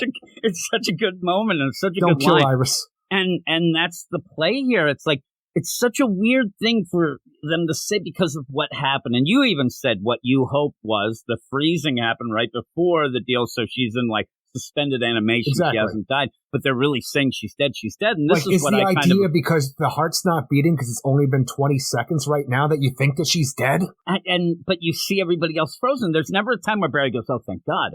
He doesn't go and check the pulse of some of the others that he knows are alive. It's weird.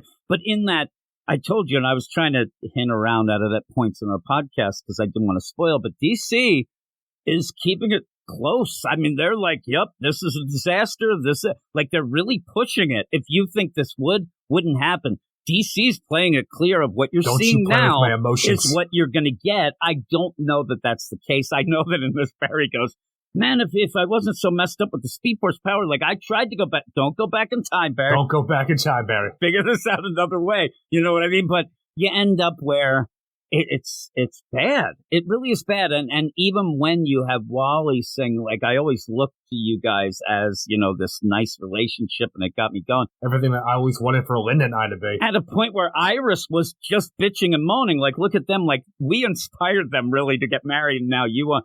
And they were going to get engaged then. And it's heartbreaking. And that is something that I hope doesn't happen because I love Barry's Iris. timeline right now is a little weird and for how it works with Wally and stuff like that from the New 52, from what we had before. I'm telling you, it doesn't quite work out to the point where, what are we now? I like the idea because Barry and Iris have just been dating on and off again since the New 52. But they did have a past, but it never really seems to be brought up here. Stuck around. Maybe he's one of the characters that was affected through the New 52, Aquaman and Shazam as well. So what you're telling me is that by the end of this, Linda ends up using her Speed Force powers to defibrillate the whole deal and give life to Iris, and then they don't have the power. That's what you tell me. Well, one of the things I have no idea how it's going to work. I don't know how it works out. I think you get her ass to a hospital immediately. Well, yeah, you better be waiting there. You're at the starting line. The minute things go back, you're hey, Doc, exactly right in, right? That's exactly what I want. But I am curious with the idea of the Speed Force being used this way by this Fraction team because they are pretty much just taking it for I'm trying to think of the word, but they're just really taking this from everybody else. Everybody's stuck on overdrive while they just crank the Speed Force up to 1,000 right now to take over this world like they do to all these different multiversal worlds. And I want to know how it works with the reverse Speed Force and even how we not the reverse. It's the negative Speed Force, but we had with Reverse Flash because we have Mina, who is the negative Flash, locked up right now. Is she affected by all this? You have all these other versions of the Speed Force cool and the other things. How is that affecting right now? Yeah, it'd be cool to see her. It'd be cool to see some of the other, Fuego, the crazy, Strength Force. I can't remember some of the characters with the stuff, but it'd be neat to see some of those things going on. Fuerza. I do like continuing with Bart and Wallace. That's pretty cool. I love when they go back to the house. And I know that this is a dark story and you see Iris, but when Bart goes, I was babysitting, maybe giggle, just that he's throwing out shit at him. And then he gets to see Max. Yeah, some really nice moments as we get the team together after, investigating what's going on, taking on some of these alien forces, but ultimately regrouping back at Wally's house to see what the hell we're going to do next. Yeah, and I think that what I like about a lot of this is, and not to have every book against each other, but, to go with the Nightwing, that Dick Grayson can't do anything wrong. Like, this book actually hits because they do seem like real people more so than a Dick Grayson who's just a saint. You have here where Barry, there he is. He has the speed, but this is something that he never thought would happen. And Iris seems to be dead. He couldn't help that. You end up having Jay, he's frozen. All these people. I mean, you invite guys to a picnic and then they end up getting frozen and knocked on the ground. They're going to be pissed off when they get up. There's not going to be any hamburgers. And then, like we said, you end up having Bart being able to see Max, and that's real nice. Yeah. And then he even says, you were trying to do it again, weren't you, mate? I almost had it, kid, but I guess this is going to get in the way. And you have little just having Jesse Quick here is fun as hell, too, because while she has been in this book, she hasn't had a lot in a long time, so it's good to see her here. And even talk about a thing with Rex and how the Miraclo works and how he's fine. And even her throwing this one aside, showing you that she still has her mother's powers as well as her father's, Speed Force formula that she uses and stuff like that. To show just that you know the character and she's still kicking ass and taking aim because she's a badass character, but you get everybody together here. But the biggest problem this book has for me personally, maybe it's fine for everybody else, is that we have the Fraction. They want to get a hold of these 5 Speed Force users. They present them as presents to the Empress. I don't know what she's going to do with them. But in order to get these 5, we're going to go and we're going to get somebody that we found in the Dark Multiverse. Yeah. So we just have a character called Miss Murder who has the headpiece of the Batman Who Laughs. And I'm just so sick and tired of the Dark Multiverse, Speed Force or not.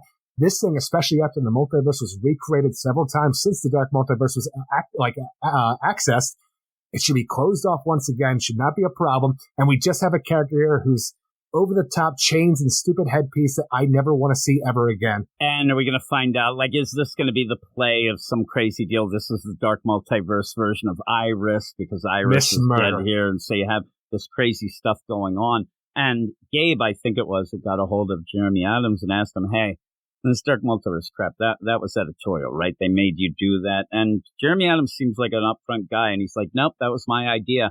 And maybe this is one of the times that he wasn't reading the room right, because people don't like the Dark Multiverse. They're done with it. Especially when all these characters just look like the Batman Who Laughs. Yeah, you don't need that. You should have had something. If you're going to play this game, make it something. I do like where this guy from the Fraction, he's like, Jesus Christ, because he's like, I could do this. I'll go get him. No, you can't. Go get our toy. Go get our dog. Just sick out on them. And he's like, man, this sucks. And he's talking. He's like, I really don't like this thing. So maybe there'll be a way that it could be stopped even from within, because you have this guy, led around. She's like, all right, look at me. I look just like the Batman Who Laughs, and everybody groaned. I don't think anybody cheered when you saw this. No. You had to groan. And it's not even at a point where we're at that you can laugh about it. Like, if it would be 3 years from now, 4 years from now, we have this, we're like, oh, really? They have that? It's just the Dark Multiverse stuff that's been so in our face from when you had the Batwoman Who Laughs through Earth 11. You had the Harley Quinn Who Laughs going on recently, too. You have this. And you groan every time, right? It's because they all look alike, and it's just the same nonsense over and over again. To me, the play is that we have this new infinite, Earth, and we're doing this Dawn of DC. I don't need to remind you. The Dark Multiverse sucks. This is a lot of shit that really, really didn't hit with a lot of people, and it just is like, really? Isn't the World Forger and the Dragon of the World Forger keeping the shit in check no more? The Barbatos? I heard of all these. Well, Barbados is in the dream world playing with the music box with the Batmans, with the Bram V. So who knows what the fuck's going on? No, that's just the hyper-dimensional version of him. Who knows? I don't know what's going on. He actually skedaddled, it seemed, but you end up with this as just nonsense. Though I think, the play is maybe kind of cool. Like, man, they really have seen some shit, these Fractions. They really have traveled the multiverse.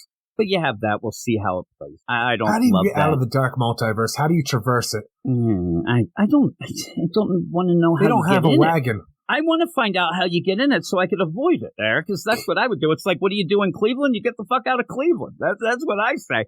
The other thing that I have a problem with overall is that you have this thing and a big play. I can't turn off my speed, but I didn't really get that visually or through the story of like, oh my God, I can't stop. Oh my God, I'm doing this. It's not that everybody's frozen. It's just that they're supercharged along with everybody else that comes in. You just got to look at a little, I'm going to say fourth dimensionally. That's not even the right thing. But you just got to look at abstractly. And the problem is that everybody's in that state anyway. So you're not going to, but it just ends up in my mind. It doesn't play out as well on the page, but it's okay. Just weird that everything like the actual physical objects, like the tree and different things, they all move at the same speed of the Flash when things are moving and stuff along those lines. So there should still be like rubble in the air, but maybe it's just things took over once everything's settled. It's weird, not a very visual thing, is what I'm saying. You got to think deep like you were, right? You got to put on pink towards the wall, maybe, Dark Side of the Moon. You do that. I also like when they go over and Wally goes over, I think it is Wally goes over to Linda. Hey, Linda, you okay? And she's like, I don't know what happened. It was like somebody hit a switch. She's like, bitch, I'm the Flash.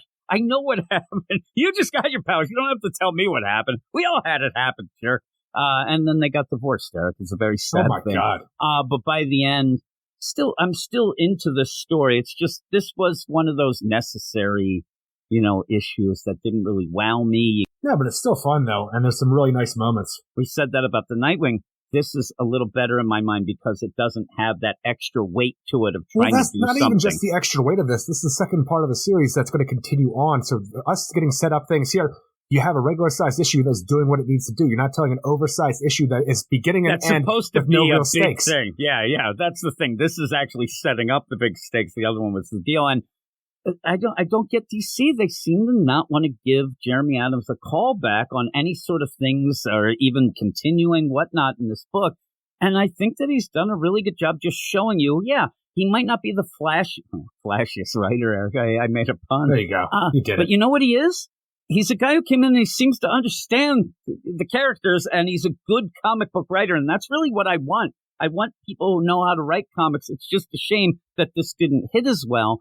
The talk of the town, I mean, the word of mouth is really great with this book. DC doesn't seem to want to push it. What have you seen with 1 Minute War as opposed to everything else? Nothing at all. And I don't get it. It's almost like they want him to tell the story, but maybe not succeed so they could just let him go. He's going to just be at Marvel doing some book and everybody's going to be upset that they didn't keep him. That's my guess. But what would you give this in the end? Ultimately, because of the Dark Multiverse reveal for a book that I was really loving, I'm going down because I think as people are giving Roger Cruz a lot of shit for his art last issue, I'm still enjoying it here.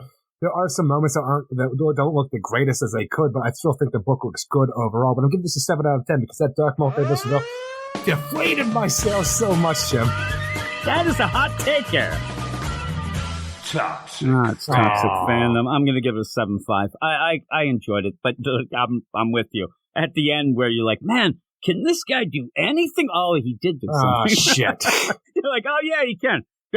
Again, then we're talking, and if people are just listening and they haven't listened to a lot of the things, I do want to point out that at the beginning of Jeremy Adams' run, while we liked a bunch of things, but we started to kind of get a little tired of some of the stories that were just, hey, I'm Wally West and I'm pure of heart and I win.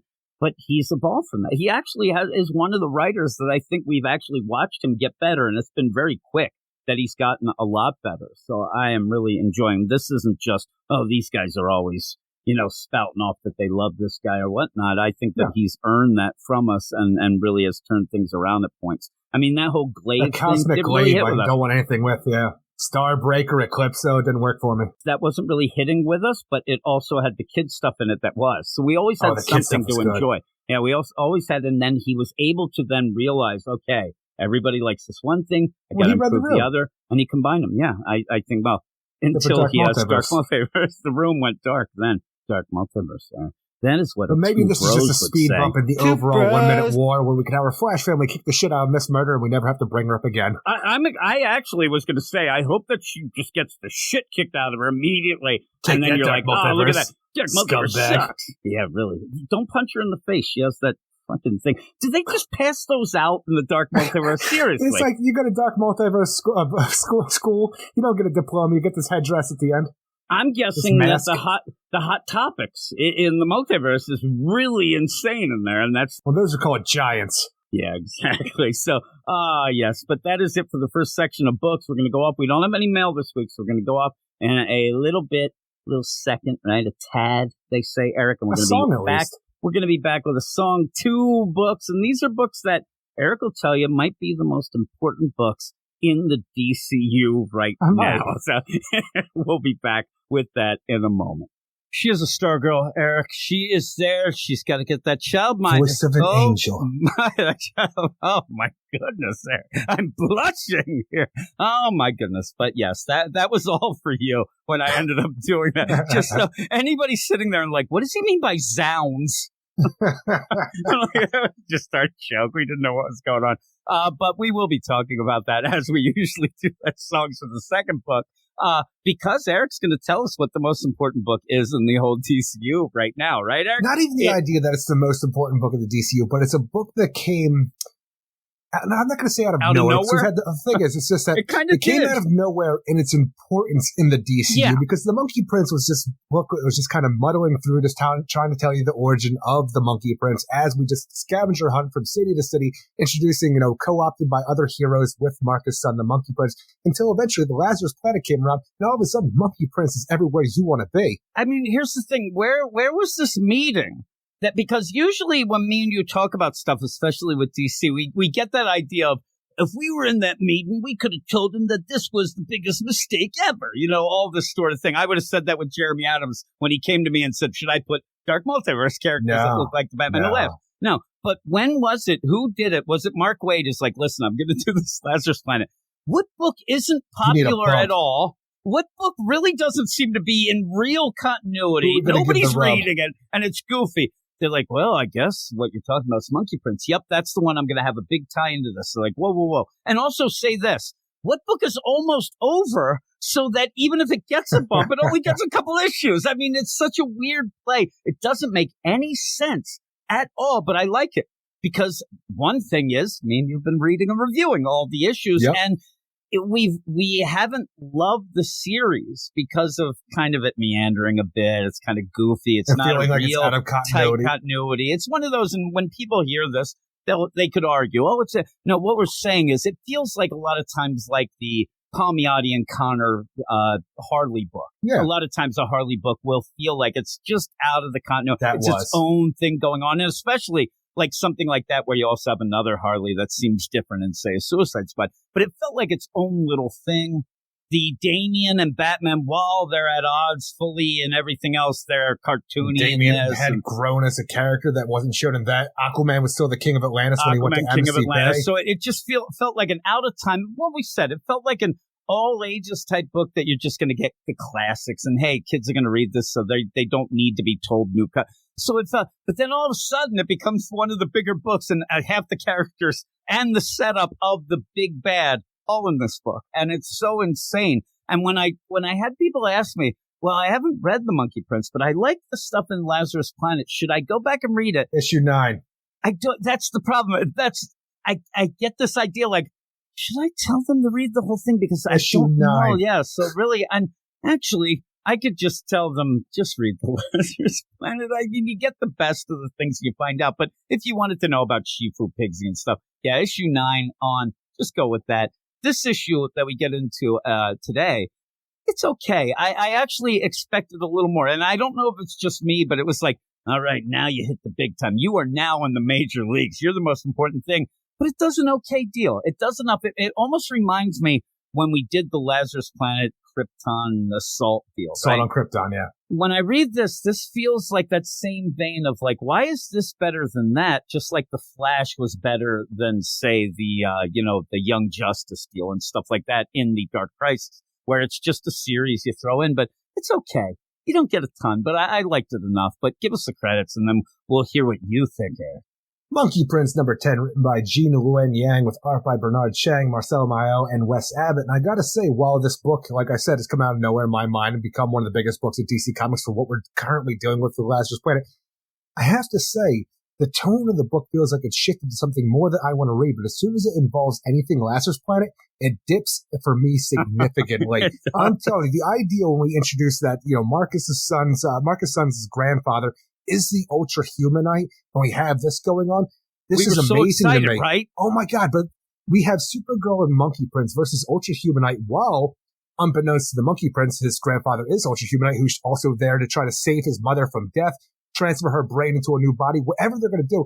And that's the biggest problem. Look, we never resolve any of that because we go off to Phantom Zone bullshit and that's by the the problem. end. Yeah, but Phantom Zone stuff is the Monkey No, that's King. good. I'm saying, The thing is, it's going to be great. It's just that I wanted resolution there, but I think we could have gotten it if we didn't have Lazarus Planet tying into this, which makes it a relevant book.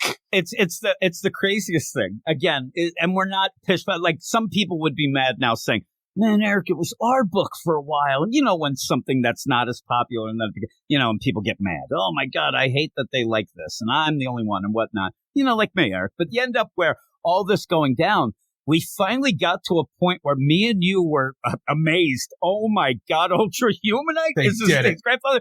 Holy shit, this is awesome. I can't. Oh, it's tying into Lazarus Planet, which, like you said, it props the book up. And but I didn't necessarily need it.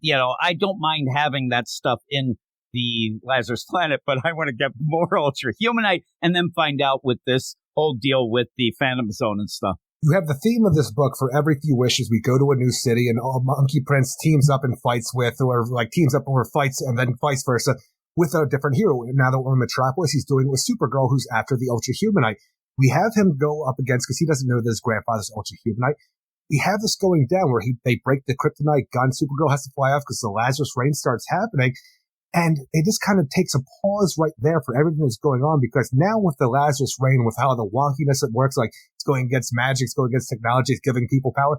Now the issue devolves to Monkey Prince. Oh my God, when I have my hair thing, it makes my hair itchy. I'm scratching and now it's making little clones of myself, which is a power that I have, but it's all wonky right now until it's not.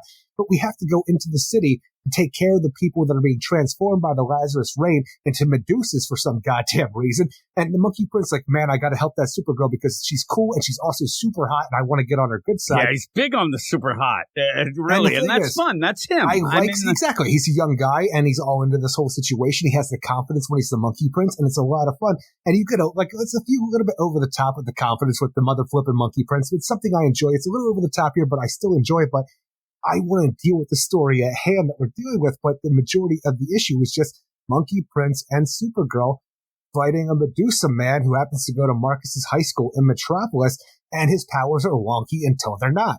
And I'll tell you, when he starts to deal with Supergirl, that the problem is now that we're here at this moment, Supergirl's in here for the Lazarus Planet, but it ties in the Metropolis stuff, but we didn't get a lot of time with him, because the big play that I like with Monkey Prince is when you needed Marcus to be around Supergirl where he's Marcus and he's like, oh man, because then when he becomes the mother flipping Monkey Prince, though, now we get Teen Wolf. I mean, that's all you get. You end up having the deal, and that's what I liked about this book. And you even said it, like the overconfidence instinct. That's the Teen Wolf deal, which I do like. So you don't really get it because you just get the overconfidence. And I wonder if people coming in, like, maybe they're just going to read this issue. I don't know that they'll necessarily like Marcus Monkey Prince here the way that we do because of, putting in the effort or whatever.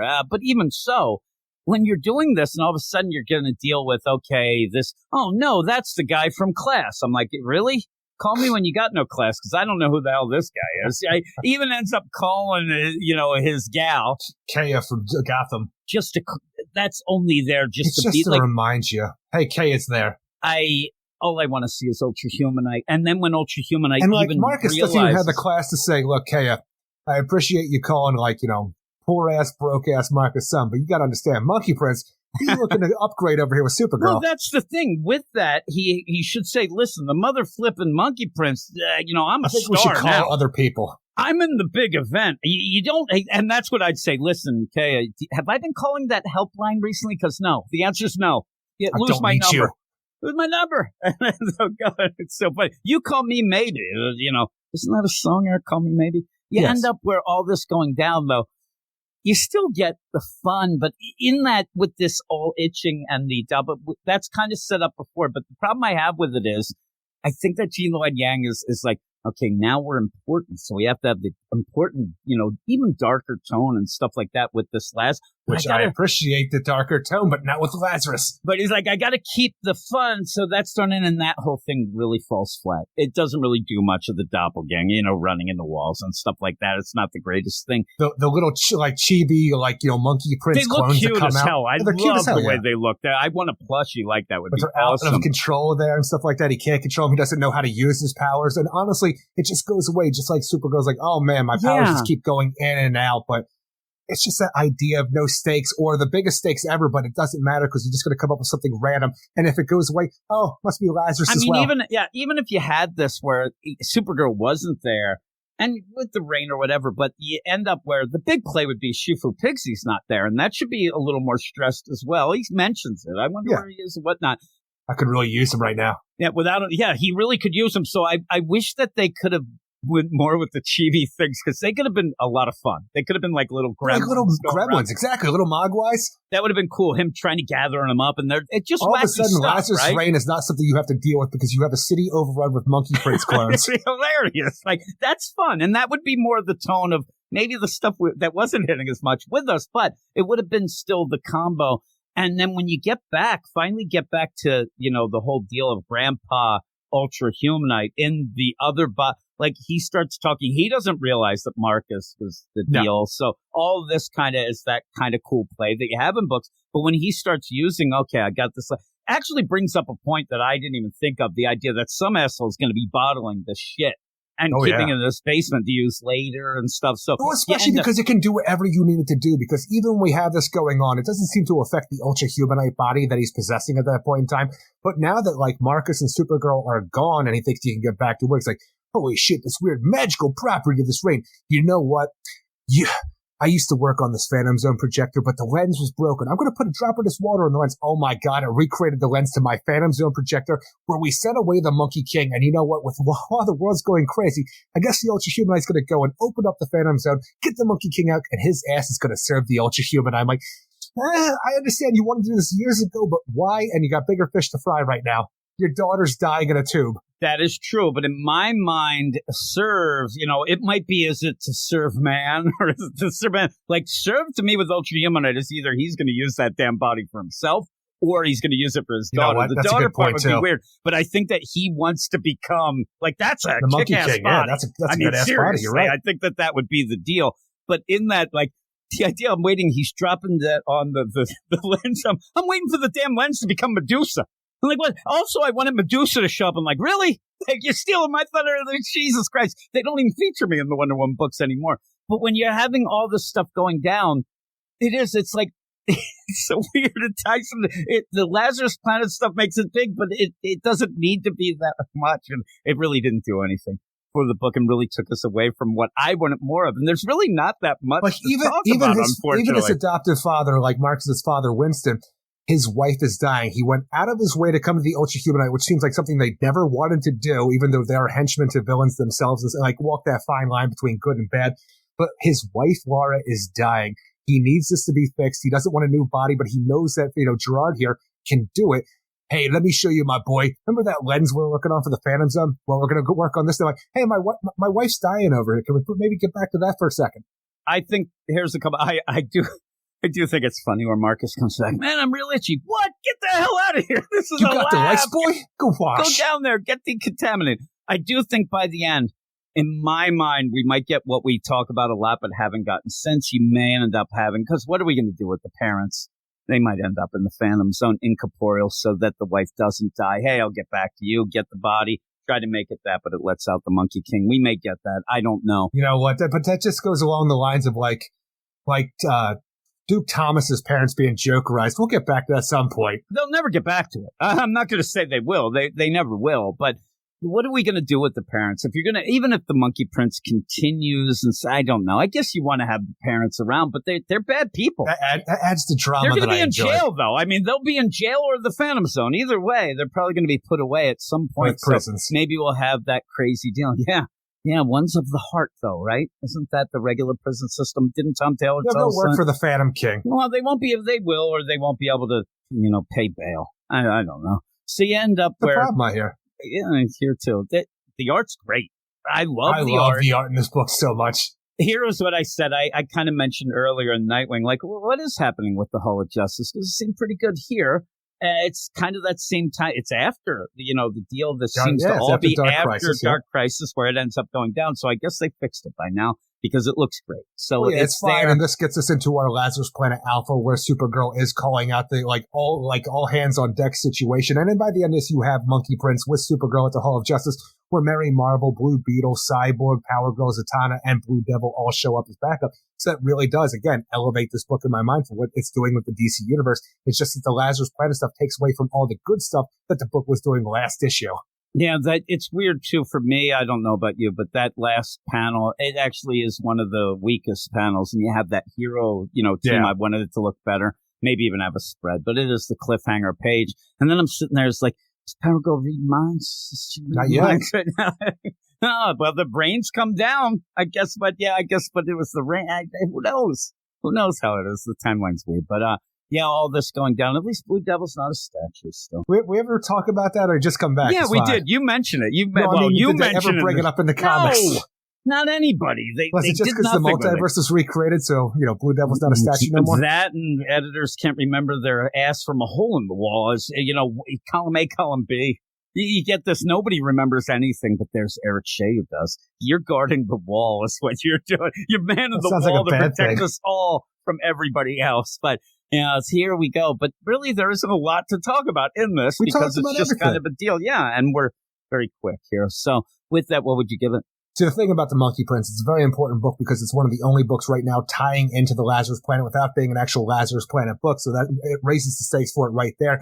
But it's just that I hate Lazarus Planet right now, and I don't think I ever will like it. And everything to do with Lazarus Planet in this weakens this book from everything great it was doing last issue with, Ultra Humanite, Supergirl in general. All of this great stuff. There's still a lot of fun moments to be had in this. And like I said, the art looks great. And I look forward to the Phantom Zone and Monkey King situation that was set up issues and issues ago. I can't wait for more of that. It's just everything Lazarus Planet brings this book down, but I'm still a 7 out of 10 because I still had a lot of fun with this book. Yeah, I'm 7 out of 10, and I really like the art. I had fun with it. And the whole thing with the Lazarus Planet, I like the Alpha issue enough, and I'm hoping that I like the stuff that Mark Waid actually does. These tie-ins, I never expected much from them. The problem is that they're actually making me more depressed about it than I actually thought they would.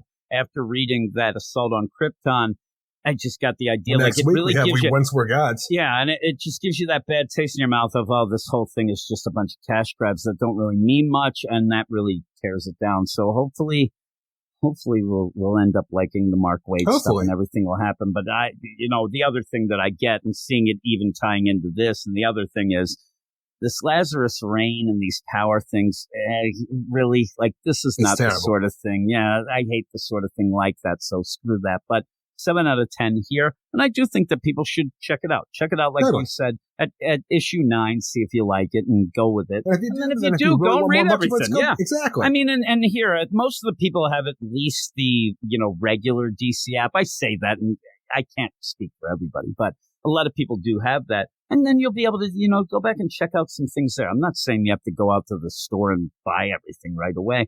Yeah, check out some stuff like that, and it's fun enough. It's not going to piss you off. It's just going to be a book, but, get the first stuff, like you said, issue 9 and 10. But what is up next there? Next up, we have Stargirl, The Lost Children #3, written by Jeff Johns with art by Todd Knock, Matt Herms, and Rob Lee. And in last issue, if you remember, Stargirl and Emiko made their way to Orphan Island, where it seems to be an out-of-time island where a bunch of the Golden Age, maybe even Silver Age at times, sidekick young heroes were taken out of time and forgotten about for the most part and left here in an out-of-time island where they think they've only been there for maybe a few months, even though it's been decades upon decades. And now they think they have a new recruit in Stargirl. But is she from the future? They don't really understand. And we really just have to make sure that we Lost Boys the shit out of this. I mean, Peter Pan Lost Boys, not the badass vampire flick Lost Boys, and hide away from the big bad who's not Captain Hook, but the childminder herself, who seems to be working for an even bigger bad, a foster father who'll one day come and take these children for himself. Yeah, and you end up where, I'm telling you, the childminder can say all she wants about how she's there to protect people. Anybody with the chicken legs, I'm out there. Well, that's the thing is, this childminder, she's got like a doll face mask. She's almost like a strange ass Baba Yaga. Actually, I was going to say it's Baba Yaga, and that's funny you say that. Is I was not really aware much of the Baba Yaga, but it became a big thing on our Hellboy podcast. And I ended up learning about Baba Yaga. Well, Baba Yaga's got like a chicken leg house, but like this woman has chicken legs herself. And it's so funny when they say chicken, this is the joke. It's not even a joke, where me and Simon were doing our Hellboy podcast. If you want to listen to, Eric, it's part of the Patreon at patreon.com/weirdscience, where we're talking about it. You'll have to get a hold of that for me. I end up hearing chicken leg house, and for some reason I was thinking raw chicken leg like you get at the supermarket. It was and it was really weirding me out. Like, oh my God, I'm going to get salmonella. Weirder somehow. Yeah, it seemed disgusting. Like I'm going to end up, but then they showed it. I'm like, oh, it's got a chicken leg. That makes more sense. No, it doesn't, but it's Baba Yaga. But that's what I thought of right away. And that, you know what gets me is that I like that, even though it isn't. But it does bring that like fairy tale, folk tale feel to it, which has this, in spades, really. It really feels like this is going with a lot of classic Orphan Island tales. At this point in time might as well be Never Never Land. Yeah. And I always like that. I know you like Peter Pan stuff in, more ways than one. I never grew up, Jim. And, I know.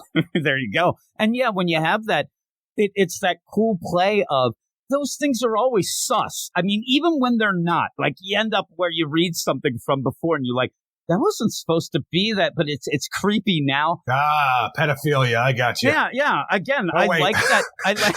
No, that's not what you say, right? It's like when I end up talking about how much I like apt pupil in the deal. Eric, so you're going with all this where I like that tone, though. The tone of, okay, they're talking a good game, but we know it's sus, but it's playing off some good things. But I know it's really well done. I thought that the tone of this book is excellent. It's a really cool situation because we're on Orphan Island. We want to find out about this lost children that's been set up for a while now. The idea of the childminder, Judy Garrick, and all the other lost kids that for some reason Stargirl and Emiko, the Red Arrow, decided to take upon themselves to find out all about, even though the world has forgotten about these kids essentially. But now they're here. And while I like the series and the tone of the series, we are going to spend a good portion of this book to say, hey, I'm this guy and I did this for a bunch of pages, to the point where it's fun. These characters look great because they all have a golden age sense to them. And if you're not familiar, you're going to get caught up with who these characters are, like the Newsboy Legion and stuff like that. It's just a little tedious in a mini series where I want to have as much story as possible, I guess I could say. Yeah, I agree. I agree with that, but I kind of dig it. I kind of had a feel of it was kind of that golly gee shucks kind of fun. I'm a man sidekick. Again, that goes with what I was saying already. The idea that these kids are stuck on this island. You even get the like, are they stuck there because they're too like good, like they're golden age kind of, oh man, buddy, we're gonna do this, chum, and they can't. But it doesn't seem that way. It just seems, they're screwed. But I like them, and I like when you have this going on, the big play is, okay, how is this tying into everything and what's going on? And then when you see Corky, you're like, holy crap, like, how does this go? And it ends up like, man, we got to figure this out. We got to figure what's happening. And I got excited. And I do like seeing Scrapper of the Newsboy Legion. That is definitely Guy Kid with that turtleneck and the hat. And it's classic. And it's funny, too, with the idea that we're reinventing things by saying these characters have always existed, but to our point of view, they were taken out of time and forgotten by people like the childminder and stuff like that, to the point where the Time Masters have known about this and they might get involved. We have Corky Baxter here at the end of the whole situation. But even the idea of the 13 that were released that were taken out of time that the Time Masters had themselves, we have a lot of these characters, and if you're trying to figure out the continuity of things, while you do have the Newsboy Legion, which is, this classic situation of characters that came, continued through the decades and different iterations, you have the different iterations of them, though, where you have the original Newsboy Legions, but they're also accompanied by this character Flip, who didn't show up till the 70s, and then you have, Famous Bobby, who is the Guardian Jim Harper's niece here. She showed up in the 90s. So you have all these characters being an amalgam of all their timelines put together to be the greatest version of them throughout the decades. Yeah, and what's going on. And again, Jeff Johns loves to play with things make sense, make things like, oh my God, I didn't see that. But I don't know, like this could maybe be it, but maybe not. But the idea where we have had a couple different times where the timeline and it's been changing. You had Death Metal, then you come back, everything matters. Now we have Infinite Earths, and even with the New 52. Yeah, and this feels like these characters, as this is going on, a lot of these characters then are left behind because they're not fitting into a new continuity. They're left behind because, hey, the Legion, the Newsboy Legion, it was this, that, and the other thing, but now it's never you. So you're all there. And it does feel like that greatest hits of a lot of the things, which I think is really neat. And the idea where it could be that these kids are displaced and not remembered just because not just one, like not just, oh, crisis happened, but everything happened. And these kids just keep getting tossed around. And even if those things never happen, you might even have these characters just take them out of time because we don't know the end game of the childminder or the foster father yet.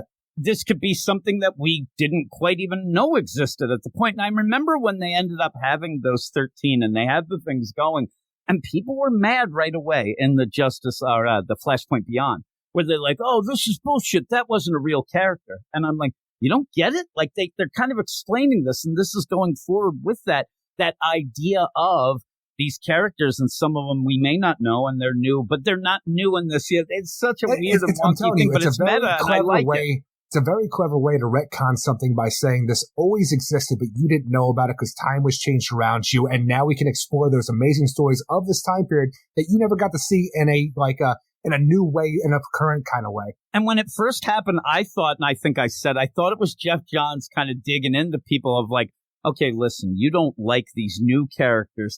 Well, what's going on here is it's not a new character. Like, you can't rail on this because they've always been there. You just didn't know it. I thought it was kind of funny. I don't think it's quite that, but you end up when Corky Baxter comes in, over to the Hangman's Treehouse where all the kids get together behind a waterfall to hide from the childminder and her Eggmen. And I think that when you know something is done well, and this really, in my mind, has a bit of even a manga feel with all these characters and how they're introduced, and even just the roll call. But you know when something's hitting. The art's great, where you start to already have favorites, even if they're not doing anything. Like, oh, man, I want to see more Cherry Bum. She's cool. Or I want to see more a Quiz Kid. And I got that from this. I got that excitement, even though, like you said, by the end, my score can't be that high only because it's like a weird score. The score of just what's on the page and what's going on. There's not a lot. All these great characters, classic, old school characters and new ones that are being intertwined with that, with art that looks amazing, and a story that I can't wait to read more of because I'm captivated by the mystery of it. Plus, I want to see more of Stargirl and Red Arrow together because I love that teaming.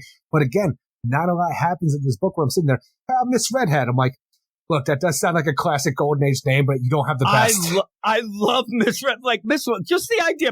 I'm little Miss Redhead. We're from the big city. I would have had the biggest crush on her as a teenage boy. And I love just that she's from the big city, and it's in bold because that's their city name. It's so Golden Age. It's so great. I love that. And if you do love that sort of thing, and it harkens to that innocent time of, oh, man, look at us from the big city. Our parents were, and it's such a good setup. Their parents fight crime in the DA's office, but it's so corrupt. We try and help them when we can. So, they're the Hardy Boys, everything all together. Yeah, and the Blue Boys and Little Miss Red. And it made me just giggle, which I have to put that into my score at the end, but I can't go too high. I agree. Only because of the idea where, okay, really what we're doing is just having a roll call of characters. I want more of them. I'm worried because, this is only 6 issues. We're halfway through. So what does this set up? This John Henry Irons is there because we already have John Henry Irons, who is Steel in our main continuity, who is inspired by another, vigilante of his time called John Henry, who looks like Hooded Justice, or even the John Henry of Earth 22 for the way he looks, his character. You have a younger version of him who looks to be like a young John Henry Irons Steel, but I don't know how that works out in our main continuity. And another question I have this whole thing, because when Stargirl is introduced to the Newsboy Legion, and she's shown all the, the characters throughout the different decades that are put together here to be one group, she says this thing, thanks, Tommy, great to meet you, but where's, and then she's interrupted by TikTok. I'm like, who are you about to ask? Where's somebody? Who else is missing from this group that you're wondering about? Because I'm curious, are you asking where Guardian is? Because I don't remember any other Newsboy Legion characters. And I'm like, who are you about to say? And are we ever going to get back to that? And again, with her being, even bringing up Strike C and things, and well, how could he be your step? He's too young to be your stepdad. And I like that. And really, what this book is they're out doing. Of time. And it takes Quiz to say, by judging from the way your custom is, you're from the future. Yeah. And I like that. And he even said, the fibers and stuff. He's like, ooh, look at this spandex. Even this character, Salem, the witch girl, she just being the sidekick of the Dr. Fate, Kent Nelson. I'm like, I want to know more about she's you. My favorite. She's a little scamp. She doesn't, but I love, here's the thing. I was going to say bitch, but yeah, she's a bitch. But I like her. Yeah, I like her. I love her. What it gives me is the feel of, say, a Strange Academy. over at Marvel. Or what, and that has, Teen Titans Academy should have been? Yeah, or I mean, this is one of the things where this could, if you send them all to school, now we got Harry Potter, but this is something different because you throw in classic, and it works with Golden Age stuff. The Golden Age, and you're playing Peter Pan, and I love it. You're playing Peter Pan so much, but do you know what I love? And it's the stupidest thing in the world to really love in this book. I love the design of Ladybug's mentor, Red Bee. Like the way he looks in the name Red Bee, for some reason, I just want him to pair with Blue Beetle and have a grand old adventure. And you want to see him at the beehives doing his deal. It's funny, though. I love like this. Even just having this little cute Ladybug sidekick. I know. What I like, I'm telling you why I like Salem, is that she's there like, oh, really? Like, she's all mad. Oh, you all like this new girl, huh? Because she's naive and new. And then she has to stop and go, don't worry about it, sweet. Which is a broom. She's got a sentient broom. How Her sentient broom is pissed. It's jealous of the freaking Cosmo. And I thought it was great. You got the cosmic staff here just chilling out, just being itself, and this sentient broom that we can't hear is upset and jealous. It's and great. I like to swish. What? And interrupts her. Don't worry, sweep. It's just a stupid staff. And I liked it. I want to see more of these characters. And it's the play here is such a weird thing. Like, we have 6 issues. I hope that this is just a setup. It continues. But how do you continue? How do you end up continuing, except by maybe having some stories from their time? Do they get put back in their time? Because then they'll be old in the deal. And now I get sad. And exactly. Or do they get to live out the rest of their lives in hyper time, a pocket dimension, time travel? Who knows how it works to be put back to where they belong? But I want a lot of these, whoever it works, to stay because I think they're fun and I want to see more of them. Is this going to be the tie-in? Because, again, we're going to get we're getting a JSA, but the whole idea of a JSA as young characters in Arya, like, how are you going to play all this? How is time going to work with that? And it might end up where we get a bunch of things. Like Infinity Inc. or like change the name to something more younger central, but Infinity Inc.'s still out there doing nothing. Guys. I would love to see just all use that of name. them. I mean, just have this clubhouse. I even like things that I wouldn't normally like. It's like Molly Pitcher and Betsy Ross. And Molly Pitcher, she got that picture there. To Miss America, yeah. And they're like talking together, like they're finishing the deal. And then they're both, we're best friends. I'm like, I don't think they are. I don't think they're best friends. I think they have a lot of cat and mouse. They get catty with each other. A lot of sass. Actually, I think they're best friends. Cat and mouse. They're so nice. But I'm telling you, you keep these kids together, everybody's going to be jealous of that little Miss Redhead. She is going to break some hearts. I just like how innocent she is. We're from the big city. It just made me laugh so much. And then just seeing all of them. And then even just Scrapper. I'm telling you, anytime I see Scrapper, I love Scrapper and all this stuff. One of the Newsboy Legion, yeah. Yeah. We have a situation here. I don't know if I'm remembering correctly. I hope you do, but wasn't it a thing when Dynamite, as an old man, got to the island, he turned back into his younger self? Yeah, I think he turned back. Okay, yeah. What happened to Dynamite? I don't know. That boy's still missing. Was he taken by the childminder as well? Because by the end of this, we find out that Emiko was taken by the childminder. She's trying to fight. Next to her cell, she has somebody else who's talking to her. But ultimately, everything that she's learned about this is going to be taken away because the childminder shows up, size we're keeping you safe until the foster father will show up. Shoots her in the face with pixie dust, which goes back to the Never Never Land kind of situation of the fairy tale setting. Speaking of which, we're also in like the evil witch castle. I mean, we have everything in this. It's great. But the person in the next room is saying how it's their pixie dust that's going to make you forget what she wants you to forget, whether it's minutes, hours, days, it doesn't matter. So it doesn't seem like Emiko's going to remember anything that she already learned about the situation, or even chicken leg Baba Yaga over here. But next to her is somebody on a treadmill being kept safe or just, secured. And it's Judy Garrick, the daughter of Jay Garrick and Joan Garrick. And she's like, hey, I hope my parents aren't too worried about me, thinking that she has brought that, out of her own time and she's still just waiting to get back to her parents. And she doesn't know it's been decades. It's kind of heartbreaking, especially when we've had all the lead up where Jay seems to remember the daughter that he lost. And lately, he's like, that's why he's day drinking on a Tuesday afternoon. It is. And so when you have that, I also like this idea too, because she's there.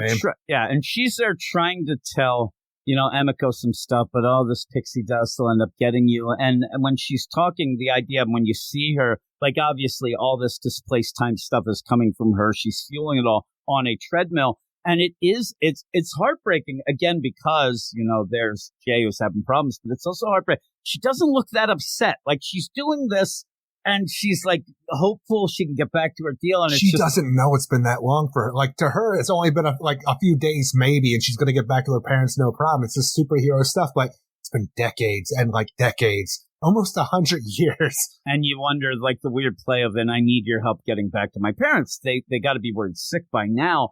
You know, you might end up getting that idea of, you know, almost like a Jason Todd or whatever it would be. You never came to get me. You know, even a John Kent, which should have been when he came back to Earth after in the volcano. Like, that guy is so well adjusted. You know, it's been 100 years. Like, where were you? Why didn't you come? But like in the 80 play years of she's this, been here.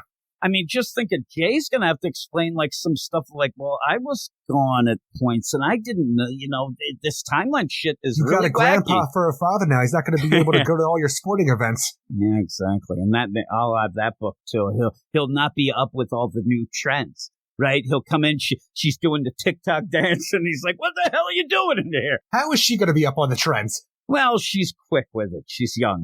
You know, they're quick learners. She's there. She's doing it. What are you summoning demons in here? He's yelling, don't you take my picture, it steals your soul. He's really out of it. Your horseless carriage must go. All of a sudden, he's Amish. I don't get it. Oh, my God, it'd be great. You didn't know that he was Amish. After all the shit that's gone down, he just ends up becoming Amish. So, fuck this shit. I'm going off to Lancaster. But yeah, you end up where she seems so hopeful, too, at the end. And it's what Joan Garrick's up to? Because we've had a decent amount of Jay lately. We haven't dealt with her. She's doing heroin. Jesus Christ. Jay's what is wrong with you? We're having this very uplifting, very wholesome story. You're like, heroin, baby? She's doing heroin, meth, and fucking everybody's for money. You asked me. I'm not here. Are you talking about your own mother or Joan Garrick? I thought we were talking about my own mother. You weren't asking me about my mother?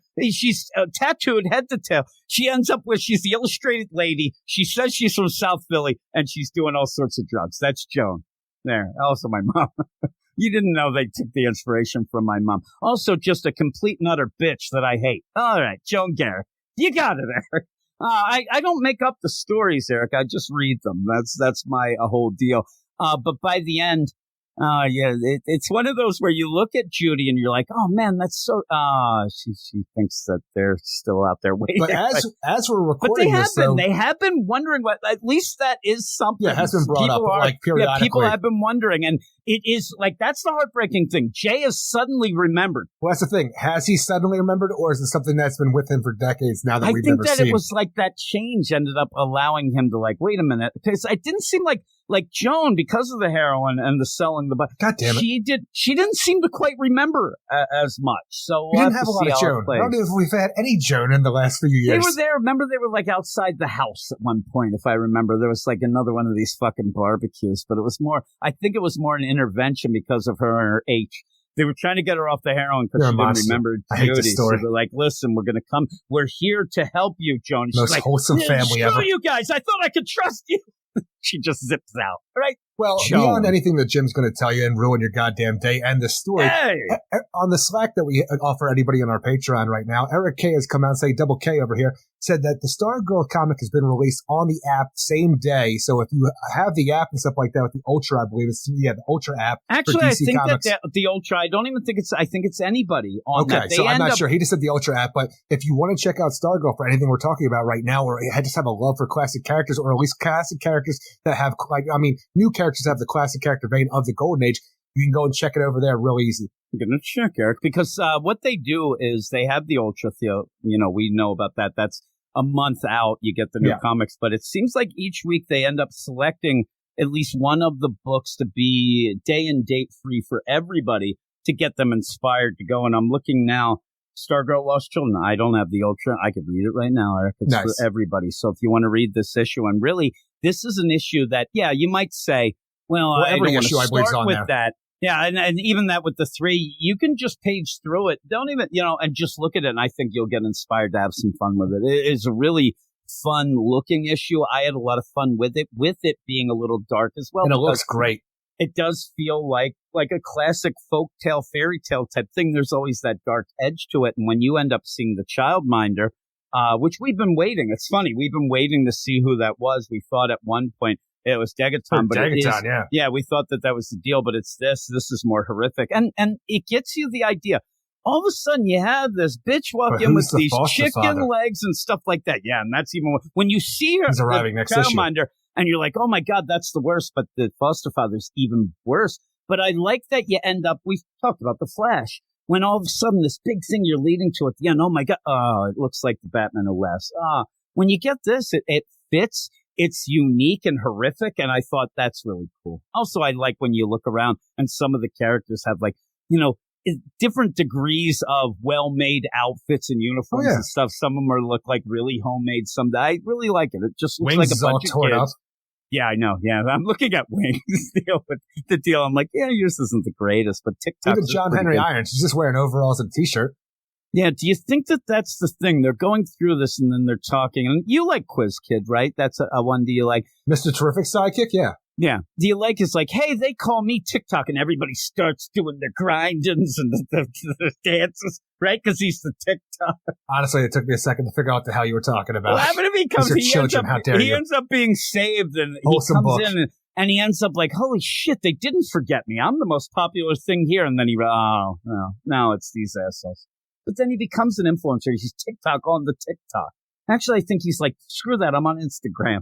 It doesn't work, Eric. It's not good branding. But what do you give this at the end? Ultimately, I think the book looks great. There's a lot of meandering around in the story that I want to see progress further just because you have to introduce all of these characters. But I feel like we've seen a lot of this already in different books and stuff along those lines. I still love seeing them here, and I think it's a great part of the book. It just slows things down for what we're ultimately trying to get to. And because of that, I'm giving it a 7.8 out of 10. Yeah, I'm going to go 8. And I'm going to go 8 with the idea where a lot of people will be pissed that at the end of this, if you end up getting, oh, wait a minute, this wasn't really a mini series. This was just an introduction.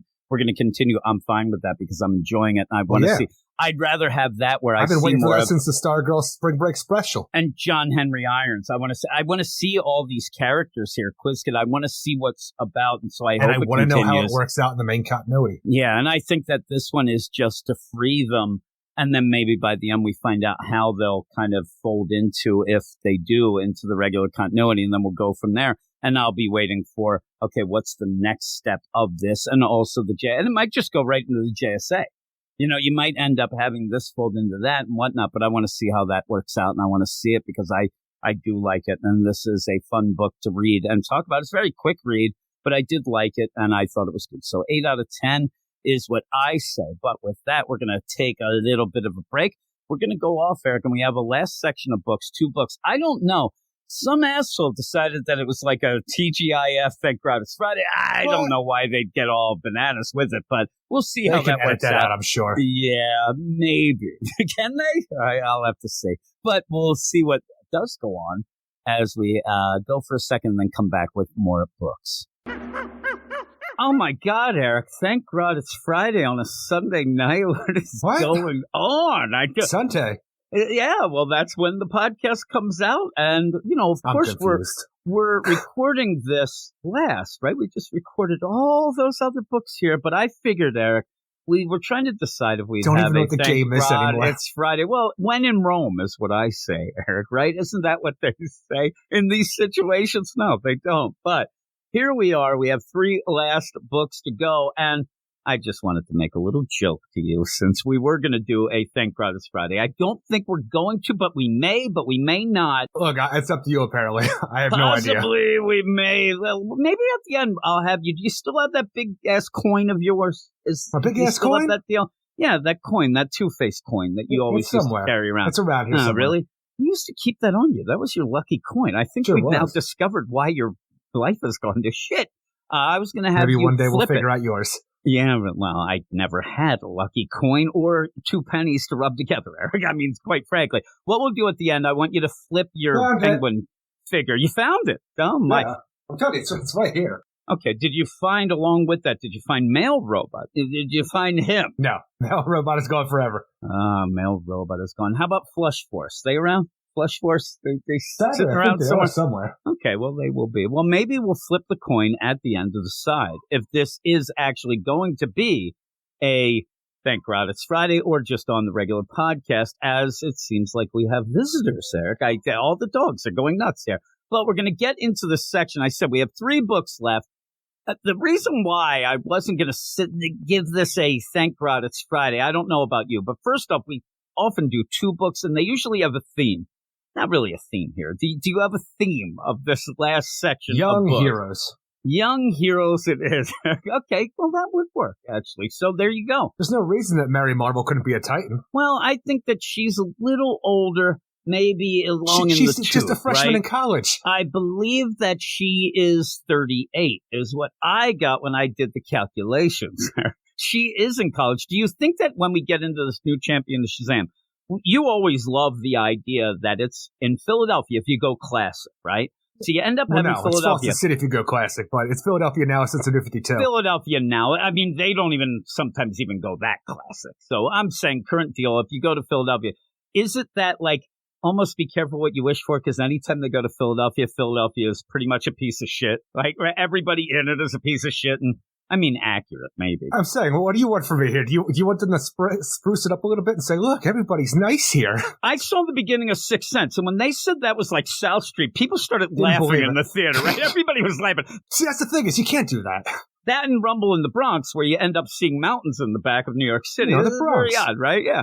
But I do laugh anytime you do have something like that because most people don't know a ton about Philadelphia. The only thing I'm pissed off about with this whole Philadelphia stuff is you have Foster College, community college. That's fine. You're doing the Whiz radio, the college campus radio. That's fun stuff. It's a cool callback.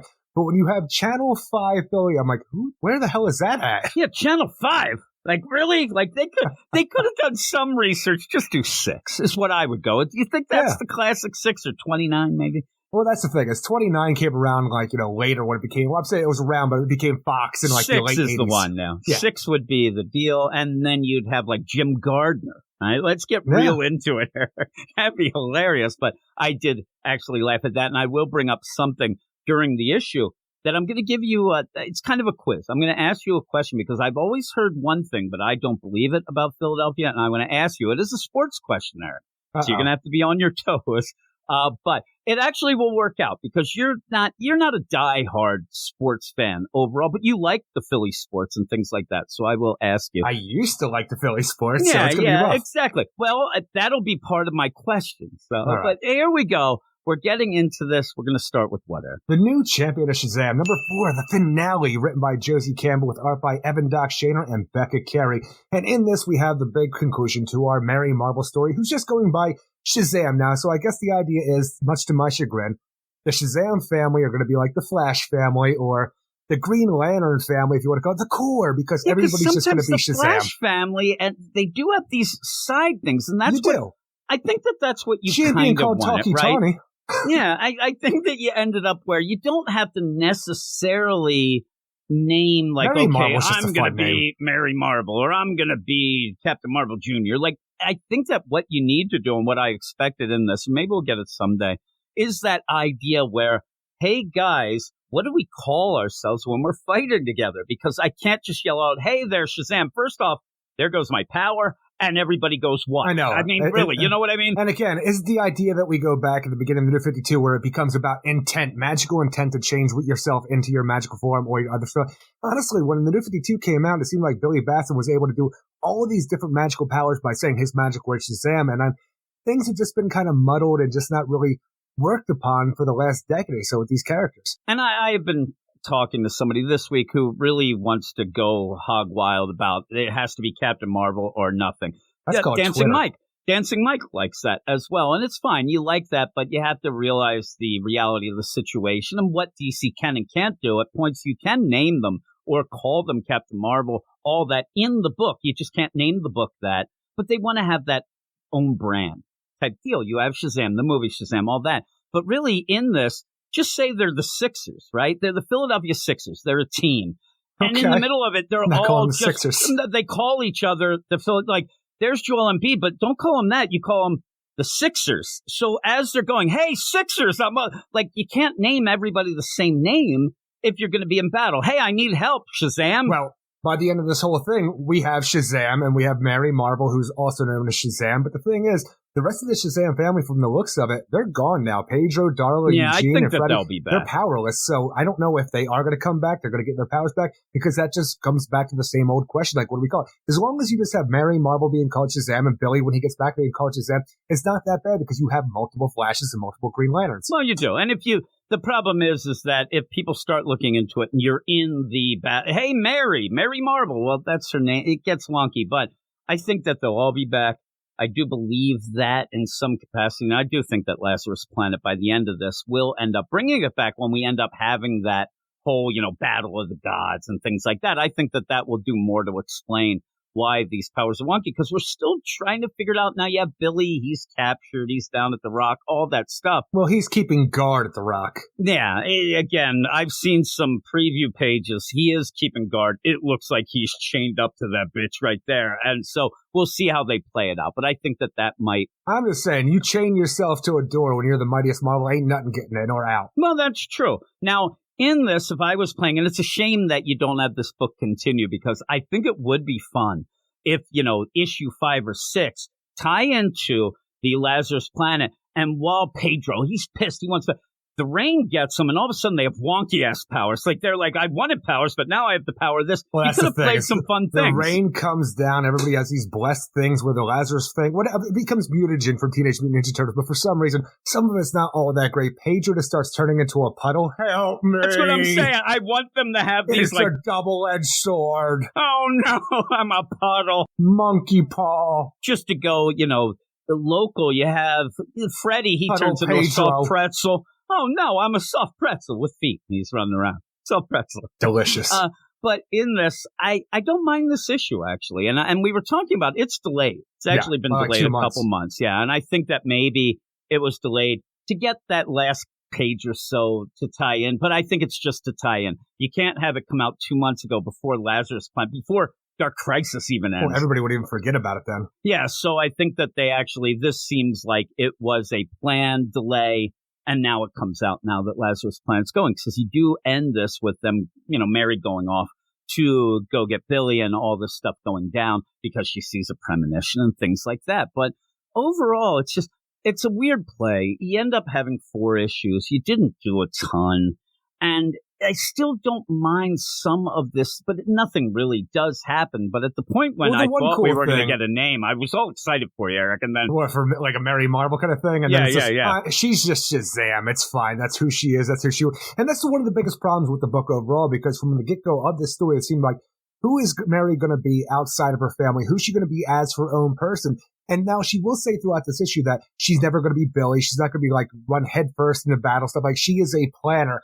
The plan is just to yell Shazam, and that's pretty much the plan, but she just becomes Shazam by the end, and she gets her family back. The college is destroyed, so I have no idea what Mary's future is, especially since it seems like this goes right into Lazarus Planet for what's going to what we're dealing with in that book. And then we hear more about Billy being Shazam in that, so that scares me. Throughout this whole thing, I really didn't want Mary to find herself, and I never got a definitive answer, because it just seemed like she fell back on the old tropes and never became her full self, just besides herself, she calling herself Shazam, and that she's a planner. I'm like, I wanted a little bit more for you, Mary, from this ultimate thing. But what we do get in this is a classic callback to Dr. Savannah's daughter, Georgia Savannah, where I'm actually mad at myself, because going into this book, I saw the name Dr. G, and we talked about it all last issue and the issue before that when she was introduced, and I thought to myself, hey, them glasses, huh? That wouldn't be. And that's what got you the glasses. Well, the thing is, in old continuity, Georgia Savannah and all of her, her brothers and sisters and father, except for Beautifica, they're all little hobgoblins. They're just little ugly troll people is what they are. And this one, Dr. G isn't like a decent looking person. I guess it's why the are you whole throwing update of the shame New at them, Eric?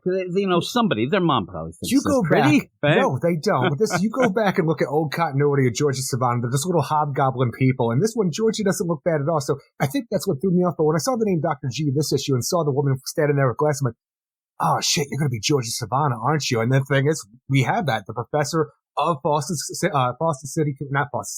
Community College is the daughter of Dr. Savannah, and she wants to go out there and do better than her father, who wanted to harness magic and conquer the world. She's going to use technology to harness magic and do this whole magical kind of mixture of things, where she's been kidnapping homeless people because nobody would miss them, which is the biggest problem as well. Not one of the biggest problems, because we have the idea she's grabbing people that nobody will miss. She's siphoning the magic out of their bodies to fuel up her little cell phone batteries that she sticks on people's chests to superpower them up with magical abilities. And then when people are become magical hosts, they become the grotesques. Well, how do they pronounce it here? They're grotesqueries. And they become, alligator crocodile people. Crocodile people is what it is, but. Which seems classic. Yeah, it's fun. Just the idea that you have this is fun, but why did we kidnap Mary's parents? Because obviously this is Rosa and Victor, like Vasquez, they're the like parents of, bunch of kids. Why would you kidnap them out of nowhere when you're targeting homeless people everywhere else? And it doesn't even seem like an idea of calling out Shazam, because until this issue, it didn't seem like Dr. G, Georgia Savannah, knew that Mary Marvel was Shazam. And so I don't understand the connection of that, except for to get Mary on the case. I know, but maybe you could have played something first off. Maybe, they dress like me. They're just assumed to be homeless. Or the idea that, I grabbed them because I looked at I don't know how much research is going into this, but they had no kids or family, but because for some reason the foster stuff wasn't on the book, something like that. And then you could add a moment like, no, you're wrong.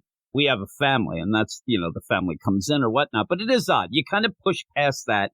I don't mind. The thing is, first off, I'm a dummy, so I'm like, oh my, it's Georgia Savannah. I don't know why I ended up Georgia. Oh my. But then when you have this, I laugh so much because we are coming up. Honestly, it could Lazarus be Georgia. I don't Planet. know if I've ever heard it pronounced spoken. So you end up where you have power sets. You have the idea of the Lazarus Ring. You have Lazarus Planet, where this is going to go directly to. And then you have Georgia Savannah say, oh, get this. I have both control of tech and magic. I'm like, you're done messed up when this storm hits. You're fucked. Done messed up, You have picked the two biggest things there that will now go wonky later. So I actually thought, I wish this continued. I wish that they actually said, listen, this was 4 issues, but we're going to continue 2 more that are actually tie-ins, because I want to see how the storm affects her. But I also think that this book needed a couple more issues. When you get to this point, you're relying on things to hit, and all you can rely on at this point, classic tropes and things about Mary. And I thought that this was going to be a book where it does. She says, I'm not Billy. But really, you had no chance to show how you're not. You didn't have, you had hardly any chance to say that you've grown or different. I do like when she spells out the one thing that I do like, because Darla, who's in this, I would say that she might be a genius, right? But Mary says, I'm not a genius, which is a cool play because they look up to her as the smart one.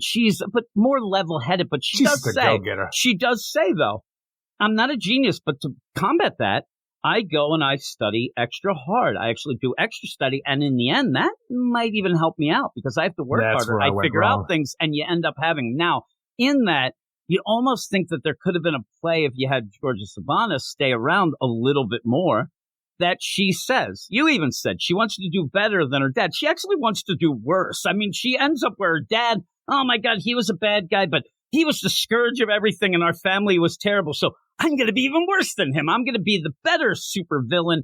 And maybe you could have had that play with her and Mary about the idea of maybe you could have done something good. Maybe you can get outside of your family like I was trying to. Exactly. And that's the play with her, with Mary, like outside of a family that she even has a family that she says, I was left behind. I'm Mary the left behind. All of my, brothers and sisters, we were left behind. And here we are. We have this.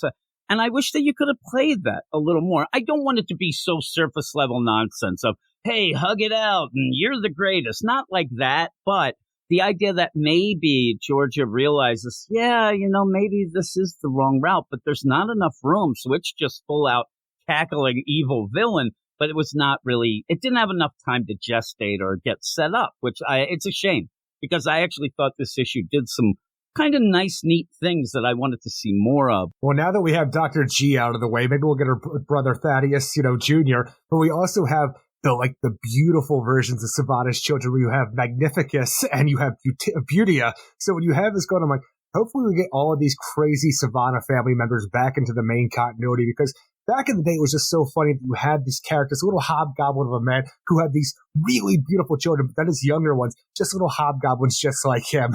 And it's cool. And again, it plays off the family versus family, which I think is a cool deal, and you go with that.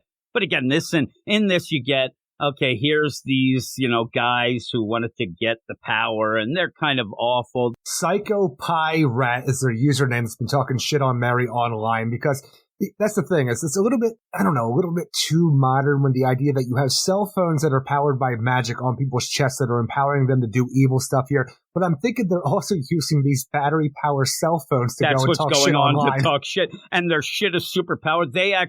They have the blue check mark. They didn't even have to pay for it because of that whole thing. Look at you, Shazam. Oh.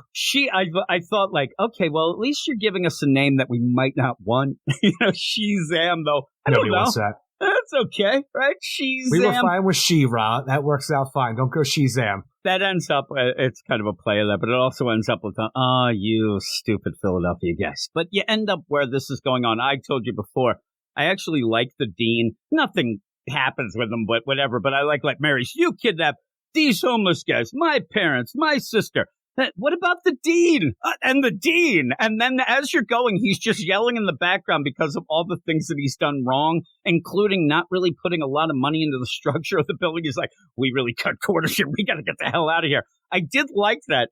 The idea where, it's almost, it doesn't get to be social commentary, but you get a little of he ended up putting all the money into the football team. And that's something that comes up. Now, that's my question for you, because this is the Philadelphia area. I keep hearing a lot of people, and this is sports radio authorities, which they'll demand that Philadelphia is 100% more a basketball town than it is a football town. And I think they're full of crap. I think that's they're ridiculous. Full of crap. People, and as we grew up and all that. We were a hockey town and a football team. I think as Phillies were huge too. But again, what usually happens is the other sports. Remember Iverson and the finals against the Lakers? You couldn't go anywhere without somebody talking about the Sixers, and then it disappeared. The other things are, okay, they're popular now because they're good. What the have Eagles, you done for me though, lately? are always, that's the big deal. It's always the big deal. So I kind of laughed when he said that he put the money in the football. I don't hear I'm assholes going down the street spelling out the Sixers. No. S-E. S-E. I already see. That's why we don't do it. We're not good spellers in the area. Don't put us in this. Yeah, so all this going down, you do end up pretty much with Georgia Savannah just saying, ha, ha, ha, this is what I've done. I'm going to be bigger than my dad. You're getting attacked by crocodiles. You'll never win. And then you just have Mary, pretty much, no, I'm going to, use my smarts and I'm going to combat you because this is my family and friends and people who don't deserve to go down. So she ends up, using her Shazam deal. It's the worst thing, too, because Dr. Savannah here, she powers herself up with her magic batteries. Like, stop. I'm Dr. Georgia Savannah, the only person in the world to bend magic to my will through science, and you are an idiot who threw away the greatest opportunity of her life. Who are you to stop me? I'm just sitting there like, do I got to turn the page? Who's like, who am I?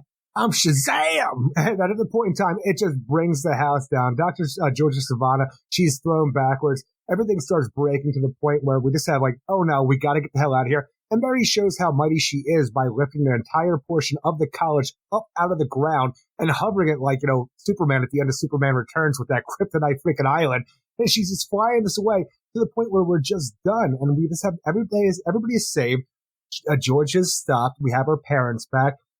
And Mary, I just don't even know what she's going to do now because she's not going to Vassar. The community college that she was allowed to go to, that's destroyed now. And we just have her having visions of Lazarus Rain and Billy strapped to the Rock of Eternity thinking, what's going on? I guess it's something that only Shazam could deal with. And that is what we're going to pick up with Mary Marvel for Lazarus Planet Alpha, where she is helping the rest of the heroes take on things and, tackle the Tower of Fate to get all the magic users out of there. Mm-hmm. Yeah, and so when you have this going on, you do have Hoppy actually save the day. He ends up coming and bites Savannah on the ankle. And she falls over. I thought that was a very bad progression. You don't really see. She falls over and conks her head down, and she's out. I mean, he ends up being the big deal because she gets thunked, and then it's done. I do like, as I said, when you end up having the Dean where they're like, okay, well, we're okay. There's a little rumbling going on, but a solid foundation, it's not a big deal. He's like, oh, no, I cut corners. We got to get the hell out of here. And they're running.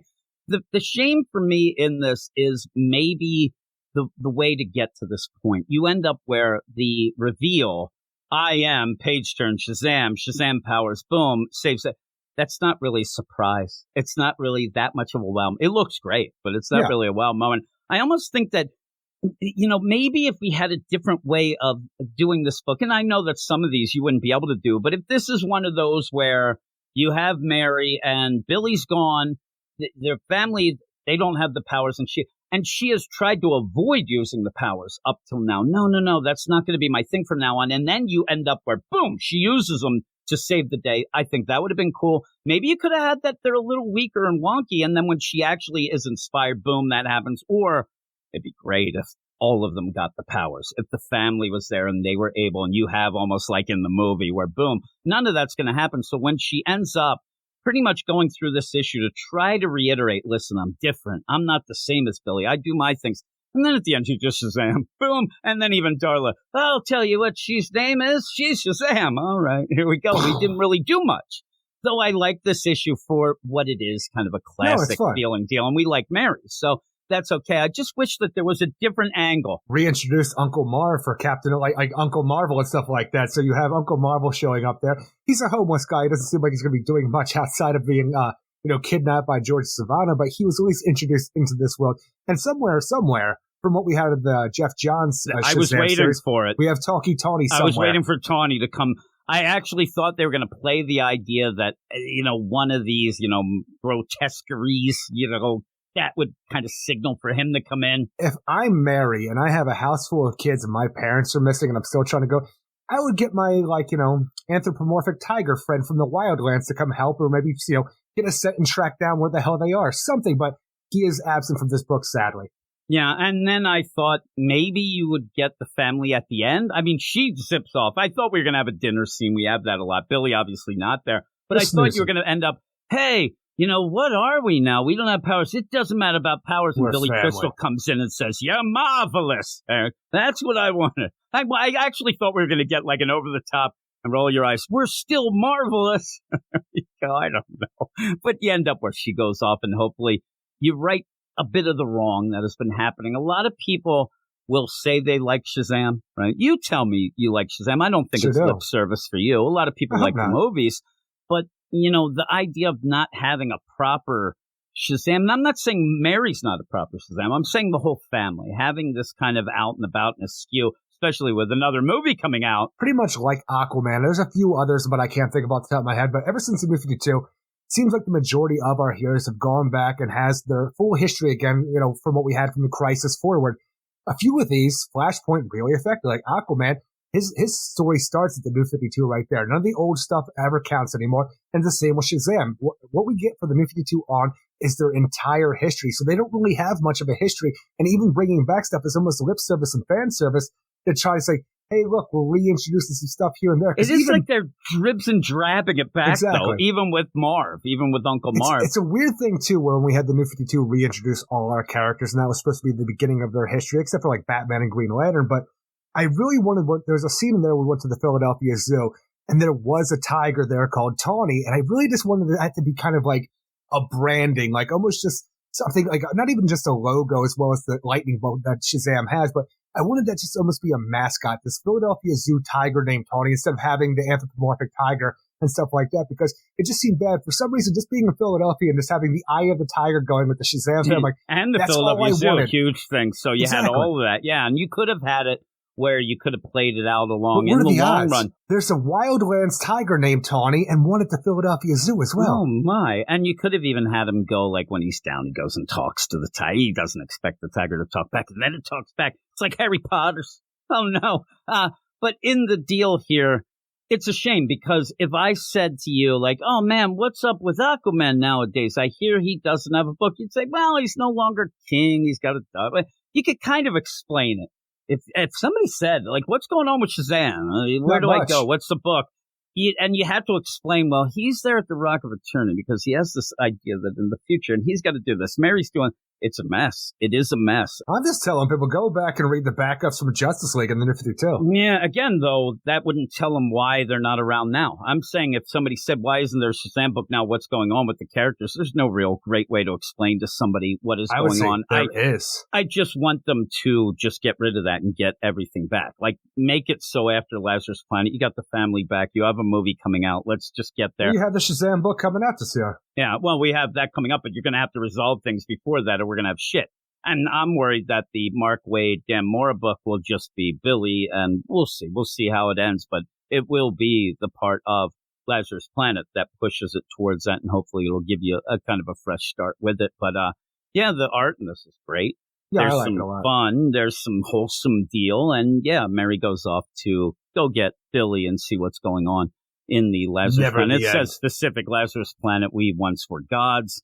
And we laughed that we're going to get the end, or is it? All right. Well, we know it isn't. It's going to go in Hoppy's going along. Look at Hoppy flying. He's going to fall off. The Marvel Bunny? He's going to die. He's going to.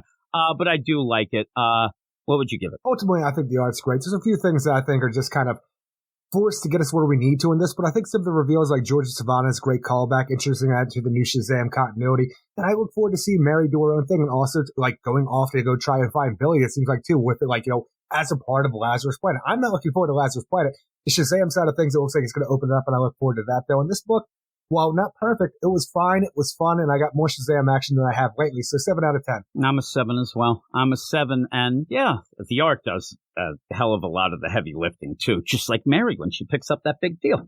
And she picking up over her I just wish she could have been her own person by the end, because it just feels like she's the same person she was before she even started this issue. And I'll tell you, me and you like Mary a lot. I don't think we're going to remember this series years from now and like, oh man, that was the best. It just kind of is nice to see her get.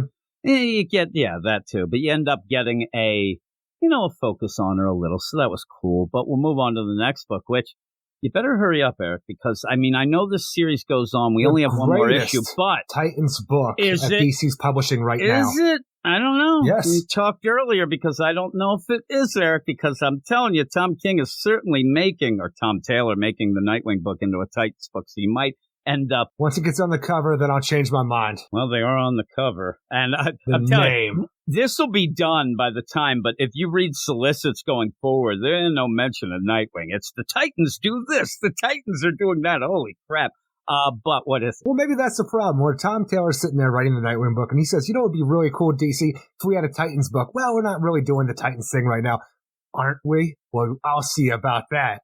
So maybe the thing is, Tom Taylor just is using the Nightwing moniker saying, I want to write a Titans book, because maybe he has the balls to do that. I don't know, but we're talking about Titans United Blood Pact number 5, written by Kevin Scott with art by Lucas Meyer, Tony Avina, and Carlos M. Mangual.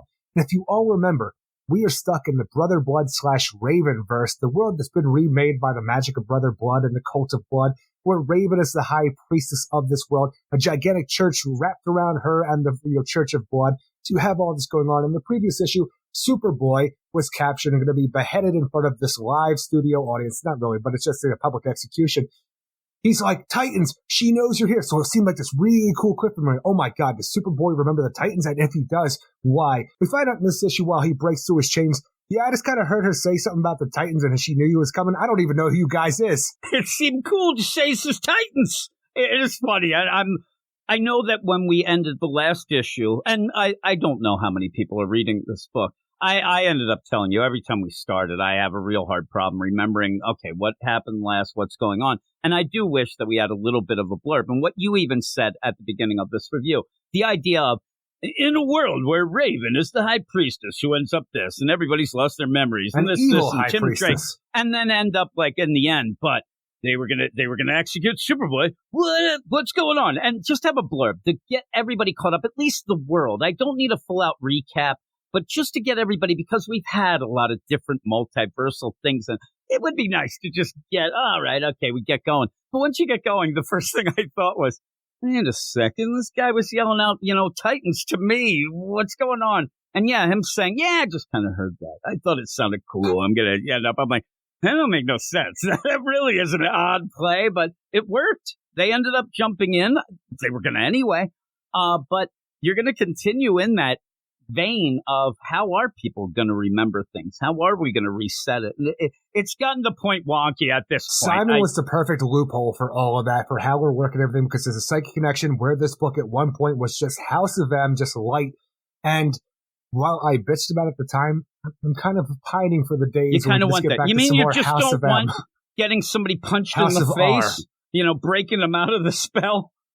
We have a big fight scene breaking out now because Raven has betrayed our Titans. She made us think she was that Soul Self had taken over Jinx and was talking through her to tell the rest of the Titans where to find her, how to free her, everything, because she's pretending to be evil. It turns out no, she's just playing the Titans. She is evil and she wants to take all of them down. And we just have a ragtag group of our Teen Titan heroes. Some of them remember the old world, some don't, and just taking all this on a whim. And it just becomes a fight scene between the Church of Blood and just people in the streets who are really pissed off because they didn't get to see an execution. And also, we got to protect our High Priestess Raven. And it's just a whole bunch of stuff what we have going on here where it's like, all right, I kind of need more at this point in time, because even by the end, like, yeah, you have Beast Boy who's in a tiger form. He's kind of like the suck puppet of Raven right now, and he's sort of like the protector. He's just there, and it's fine. Like, oh, I'm sorry, Gar. I wish we could make you remember. I don't need to remember nothing. You guys are pieces of shit. And it's like, nah, Gar, you would know if you could remember. You just have this back and forth for a while. Sorry, Gar, I punched you in the face. But we ultimately just have the idea now. It's like, all right, looks like, Tempest, Garth gets killed, Mother Mayhem gets killed. We have a bunch of casualties here while Raven is striking back at the Teen Titans who are trying to remake the world, and they thought Raven was on their side. And ultimately, when they do kidnap Raven here and try to get away, I have no idea what happens in this book, because when we get back to our new HQ, what we're dealing with in the sewer, it seems like, oh my God, that's not Raven, that's Jinx. And I'm like, why is it Jinx? He even has it. Well, while you're going through this, they end up walloping Jinx, because Jinx is like the right-hand gal of Raven, and they wallop her, and then she's like, oh no, I remember things.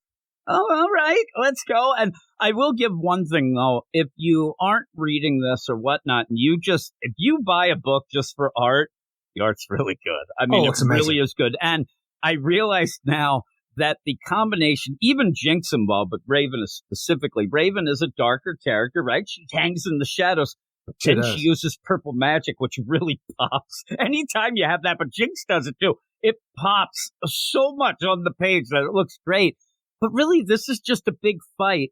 And then oh, gotcha, M. Night Shyamalan twist that I didn't quite get by the end of, oh no, because when you have this, I think you're playing with that real big idea of, okay, we know that things are wonky here. We want to get back to the real world, the real where things are going. But the pain, Eric, it still means something here. The idea that I know in my mind that, Starfire isn't really bad, and this has all been a weird manipulation.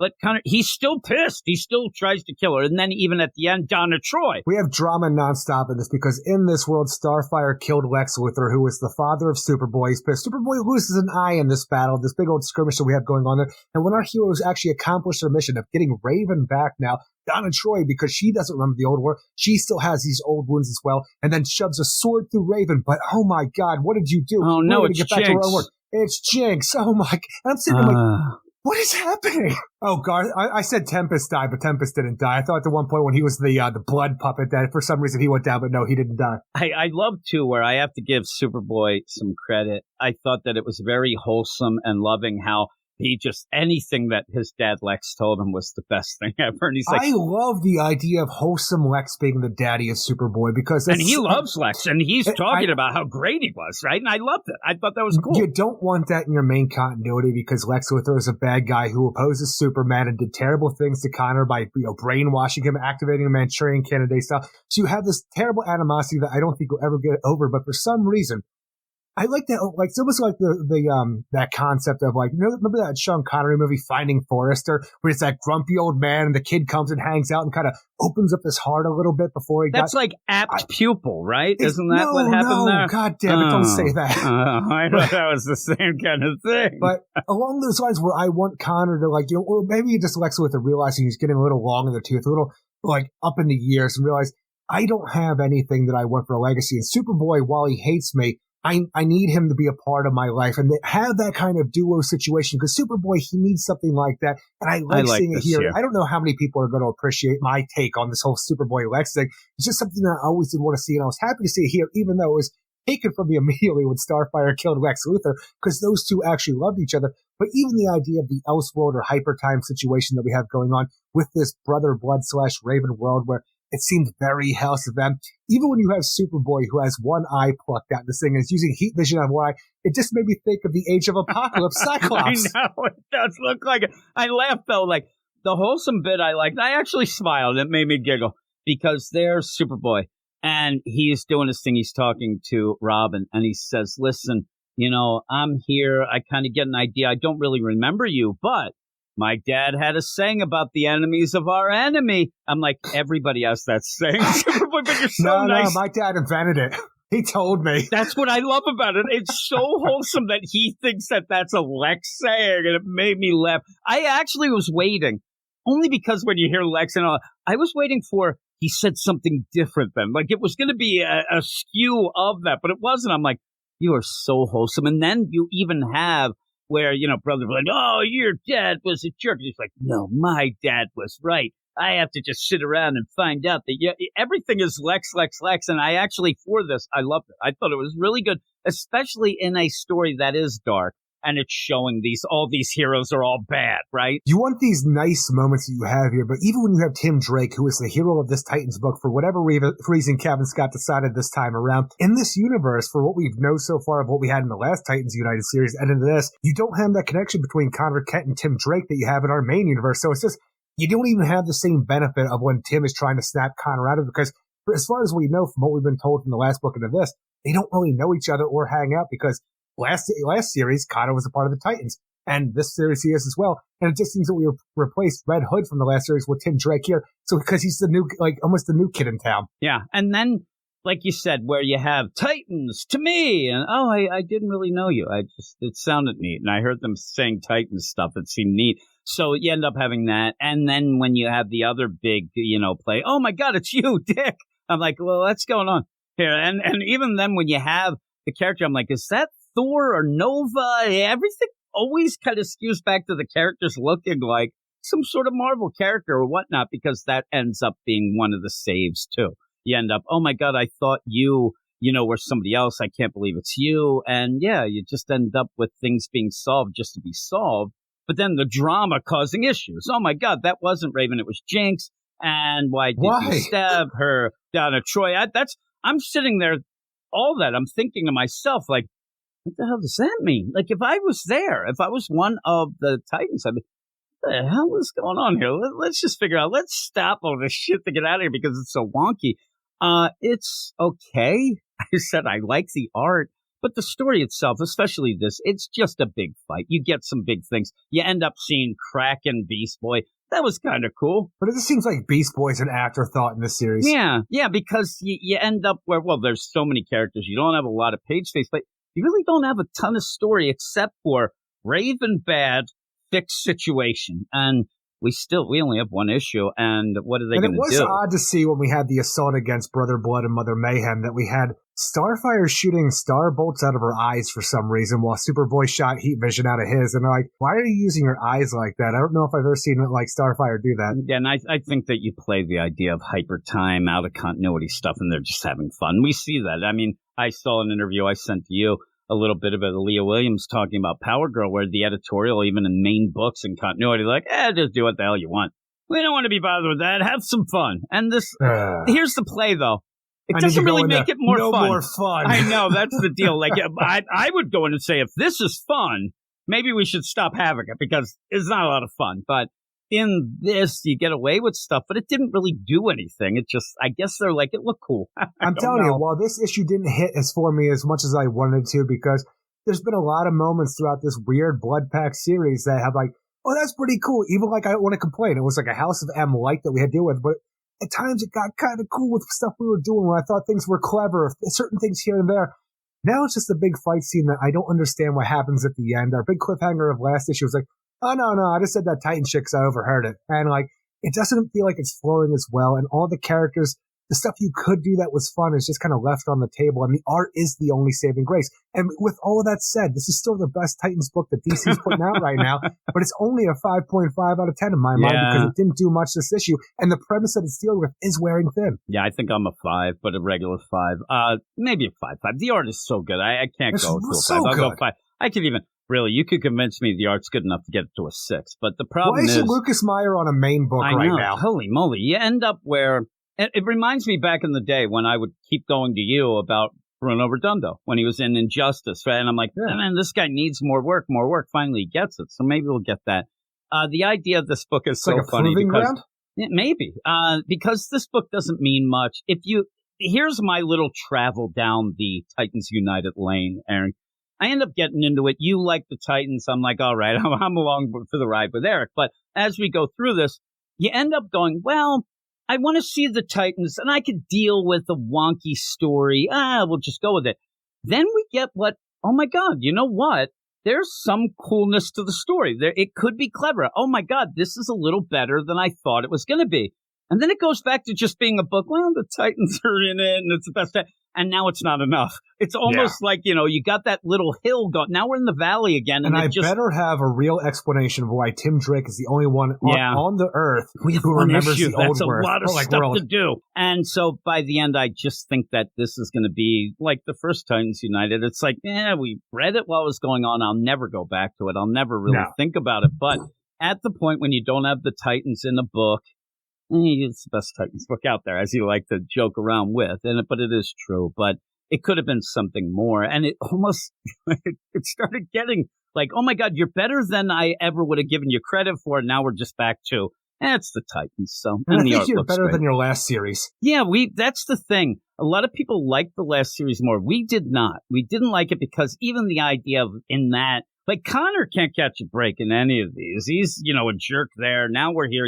Connor and Red Hood sucked together in that last series. These have, here's the deal in my mind. The assholes in this book are because of a whammy. And we could go like, okay, that's because of that. They were just assholes in the first book. Well, that's Jason the thing Todd and Connor. Obviously, Titans United and Titans United Blood Pact are a part of the same universe because they have the same title. And all of them want to have that stamp on there. Hey, watch that HBO series, will you? We kind of like it. So you have that going on. In the last series, it felt like it was a cash grab. It's still like, the same team as the HBO series, the characters involved, but just kind of different, more along the comic book. This feels like it's actually more in line with the comics than the HBO series, but it's still just characters that are like on a team and you have no idea why. I agree. And it's just still not enough. But it feels more in line with what I love with these characters outside of the HBO series. The funny way to me was, again, I didn't watch the HBO series, whatnot. Maybe that's a good thing, but you end up where that first, it's cash grab. That was not even a tie-in, but it's there for that. We said it all the time when we reviewed it. But if you're going to come back with a sequel, you need something a little more. And Kevin Scott did. He actually brought a little more. Maybe if we get a third one, Eric, it'll keep getting better and better. And you could say that maybe it's because he didn't know the characters before and he's kind of filling them out. Now we're learning how his characters are, but can't really say it in this one because I don't really get what's going on. But it's still, for some reason, it's better. So we'll go with it. Maybe we'll get a third one. What do you think it'd be? Like garbage time. That's what I'd call it. It's going to be Deathstroke, right? Yeah, it would have to be. I'm really sick of the Titans and Brother Blood. The Brother Blood can hit the skids. You end up having Cobra. There's a lot of people and groups in the DCU that I could care less. I'm fine with Brother Blood. As long as we have a book where Raven's involved, we don't have to deal with Trigon, I'm happy. Mom, that's true. Just that I love that they realize at points, well, there's so much Brother Blood. Well, get this. Earth 11 Sister Blood. I'm like, no, it's still the same thing. I don't need that. You're not fooling me here. I see what's going on here. But we'll go to the last book of the whole deal, and this is Batgirls. This is Batgirls number 14, written by Becky Cloonan and Michael W. Conrad. I think they're playing a game there. Eric, and you end up having art, colors, letters. Oh my God, triple threat, Jonathan Case. Boom. And you could say quadruple because he's doing the inks as well, right, Eric? He might not be doing inks. Well, he may not do inks. I think that, I don't know. Usually when they say art, it does mean the pencils and inks that they fully side. I just know Juan didn't do that. There you go. No, he did not use inks, and we ended up finding that out and made us look like a fool. And I always go with that now because of what Juan said. I love Juan. Well, you end up having this, and it's kind of a funny deal. Me and Eric will maybe argue about it, discuss it here, where I think that people ended up elevating their scores because this is a quote-unquote silent issue. It's not. Why is it it's not a silent issue? Well, it's not a silent issue. It is a issue that is... Remember when we laughed? The funniest thing at one point to us was the mostly silent issue when we had that back in the day. A silent issue, if you look at almost every 99.9999% of the deal, that doesn't mean there's no sound. That doesn't mean that people don't say words. It's that it is textless and wordless for the most part, and you end up having most of the story being told by the art. The emotions are from the art, all that going in. This ends up having a bunch of dialogue. It has a bunch of narration. It is just a letter. I'm saying there's no dialogue or narration. It's just a letter. But it's words. That's like and quite frankly, what is your favorite? One of our favorite issues of all time, silent issue, is the Batman Robin number 18, right? Remember that one? G.I. Joe one is fully out. That's a silent issue. There's nothing. There's no words in that. And it's great because you get the deal with Snake Eyes through his movements, through things. They said at the most point, what you usually have if you have a silent issue, and I think you might have it in that G.I. Joe, where you'll have like hand movements and you'll have like little like emojis and things like that. That's there. But to be a real silent issue, you can't have these letters. And where I want to point out, me and you had said all along. Is it because you actually say the words out loud when you read? No. That's the thing. Here's the play, and here's my argument. If somebody said, well, Jim, it's a silent issue because Cass is only reading. Well, if you're going to go with that there's no sound at all, there are tons of sound effects. There's a lot of sound going on, which you usually have in a silent issue. A silent issue, a lot of people have complained, it should be called a wordless or textless issue because there's tons. I mean, there's right there, click, bang, smack. It's not silent. So you're not doing that either. But the play here is my whole play is we love that Batman and Robin 18. Oh, yeah. So I went back to read it, and I'll tell you, I read that. I think that this might be aping it a bit. And when you end up I almost cried again. All these years later, I almost cried. And in that issue, you end up where Batman punches a wall. And the wall, there's no sound. You don't have a sound effect. Yeah, a wall. You don't have any sound effect. You know what? There's a letter in that issue. One panel, it's a letter. And in that letter, if you remember, the Batman and Robin number 18 was after Damian Wayne's death, where Alfred and Bruce Batman are trying to come to grips with everything. Near the end of the issue, Batman finds a letter that Damian left him and reads it, right? And the letter itself says, listen, Dad, I know you don't want me to go fight Leviathan. Then. No, that's the thing. That was never spelled out as a silent issue. I went and looked at all of DC's things for it, solicits, the thing in the app, all that. Never once said, because it isn't. It's not a silent issue. And I even looked at a part where somebody in a review even spelled it out. This is not a silent issue. It has a letter in it, but it's for the most part that. And that's where I thought that was kind of a telling deal. It wasn't a silent issue, but that letter in that, it almost made me cry again. Damian says, I know that you don't want me to fight Leviathan, but I'm going to go do that. And so, we'll meet there and we'll help out together. You know what? Brian Michael Bendis has fucked my brain up so bad. When you say Leviathan, I'm like, doesn't he mean the Heretic? But no, it is Leviathan because this is Mother's organization where the Heretic was a part of. And when you said Leviathan, I'm like, the fuck are you talking about? I didn't see no Mark Shaw over there. The Bendis just took over my brain for a second. And it was one of those things where you end up having the letter in this issue, and I'm going a lot of things that aren't this issue, but the issue itself, I don't think that Clunrad, I don't think that they're skilled enough to tell a regular issue, let alone a silent issue, because what I think that they think in this is a silent issue is easier to write because you don't have to put the words on the page, because in this, you're not really getting, the body language or the emotions, especially if you're going to play Cass in the deal, who is a body language expert. This is just, I'm going to go here, I'm running into ninjas, and then I'm going to get a letter that solves all the problems, and then off I go.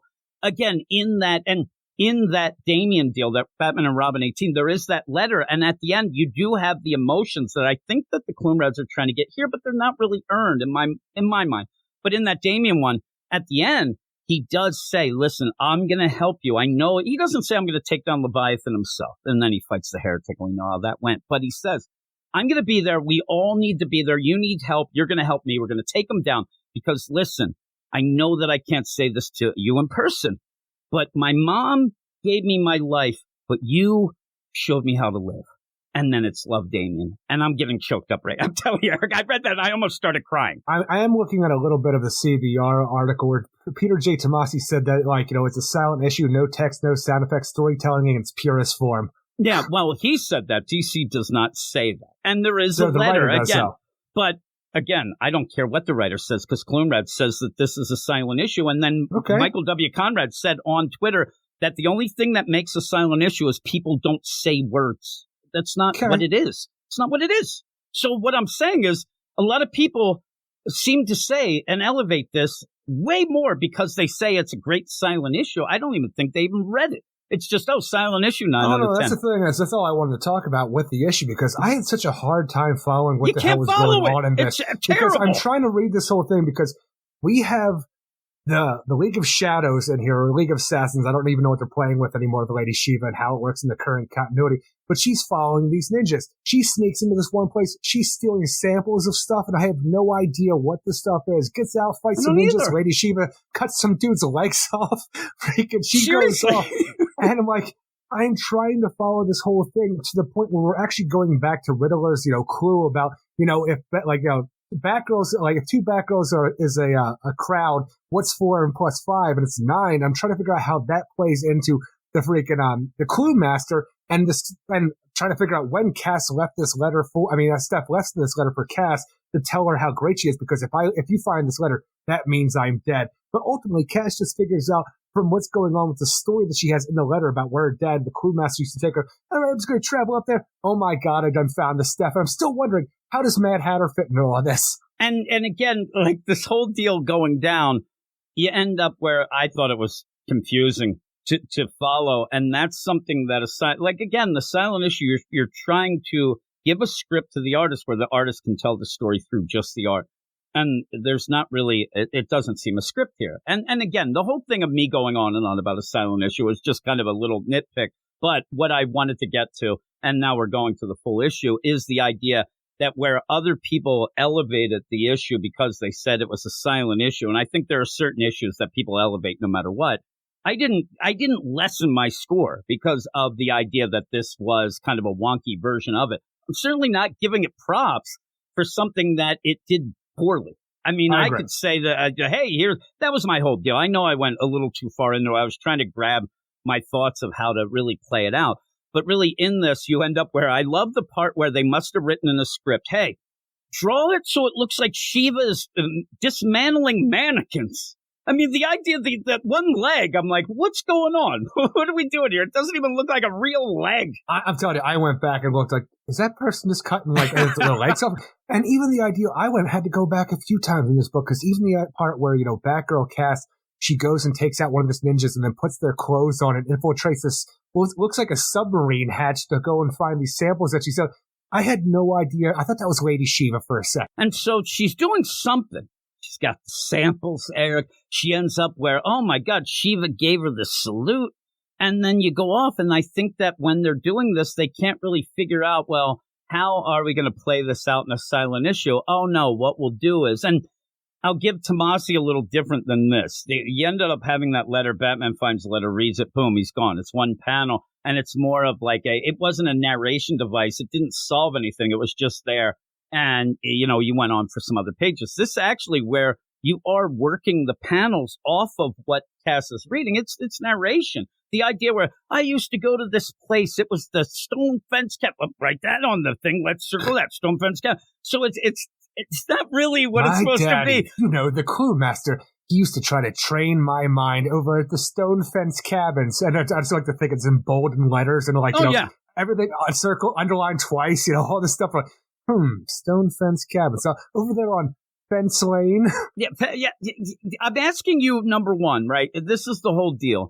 You end up having Cass samples, venom, maybe. I don't know what it was, Eric. Maybe it's the meth. Maybe she has a little bit of a problem, right? The story has been all over the place since we started this, with all the different focuses on who the villains were, to the point where you I was even have happy this guy that we whittled those Scarface down. over here, right? You got Scarhead. He's going. You got Scarhead. What I thought we were going to see when I read this a couple times, and really I say read, you end up where I thought that you were having this cold open, right? There's Cass. She's going. She grabs samples. We don't know what they are. She's grabbing this, and this. Where then she goes to maybe Lady Shiva, as we see, and you reveal that she had to do a favor for her mother to get a little more information about maybe what had happened to Steph and whatnot. But that doesn't happen. So she ends up, she's chased. We don't know what's going on. Was this just another caper? I don't know. Then they're on the deal on this bridge, Ninja City. They end up kind of, I don't know. And it's slice and dice. And I'm thinking, League of Assassins. But then you end up where Shiva's there. Hey, great. I cut off limbs. Hey, go. Then she goes back to the apartment. Where was this letter and why was it around? She's got the letter. Well, I'm saying, when did she write this letter? And the whole idea, because we have Cass start the issue off by going through police records where she finds out, oh my God, the Clue Master's body disappeared after he supposedly died. So obviously she writes on the little photo of it, Lazarus. I'm like, don't you fucking say Lazarus to me. I'm sick of hearing Lazarus, but I get it. He's come back from the dead, the Clue Master. He faked his death. We all know this as readers at this point. And I'm just thinking to myself, how did we get to the point where Steph was kidnapped by her insane father, who's the supervillain? Oh, that's right. Madame Zodiac out of nowhere used a magical coin to have them switch bodies for some reason. They flipped it landed on its edge. Where then Cass, in Steph's body, just decides to have a drink with some bikers who are actually working for Clue Master to knock her out. For then Steph and Cass to switch bodies back, where Steph is now somewhere that Cass doesn't know where she is, and she has to do detective work, which I don't even understand the detective work. If just imagine if Steph didn't happen to write "In case I die" kind of a letter that Cass just happens to find, where she talks about this one specific cabin that she went to when she was a kid. I mean, that's the idea. When people, and I saw people writing their shitty ass reviews, and I'll tell you right now, when you're mentioning all the stuff that happened before, if this is a silent issue, that's fine. You can call it whatever you want, but I'm calling all the other ones bullshit issues because they were. And you get to this where people, there's a review that says that this is the greatest detective work that's ever been had. And I talked about this to you and a lot of other people.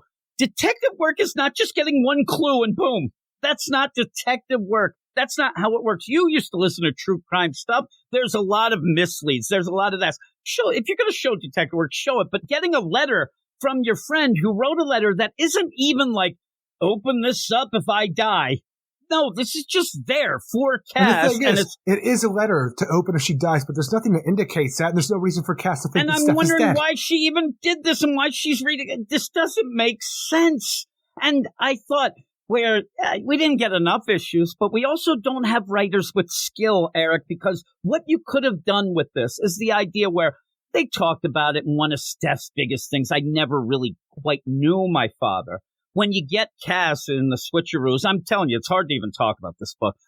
Cass actually learns enough about almost more than Steph would have known and is able to figure this out herself because of the time she spent with the whole deal with Clue Master. The problem is they switcherooed back too quick and you didn't get anything. We thought that Cass was going to be smart enough. I don't know if Cass was going to be able to figure that because she was drugged and out of it. Well, I'm saying, though, that's how they played it. They did nothing. That switcheroo did nothing at all. It did nothing. I don't even know why it happened. Because when you get, So Oh, Madam Zodiac. If the switcheroo would have happened and we would have had a bunch of issues and it would have lasted, like eventually Cass wouldn't be drugged and you would have Clue Master hang it. We even said we were afraid of what would happen if they figured out there was so why didn't you have it last a couple issues? Is that setup, though, where it's out of nowhere, Madame Zodiac gives Steph a magic coin where they wish to swap places if it lands one way. It doesn't land either way. It lands on its side for some reason. They switch bodies, and in this whole thing where Cass is in Steph's body decides,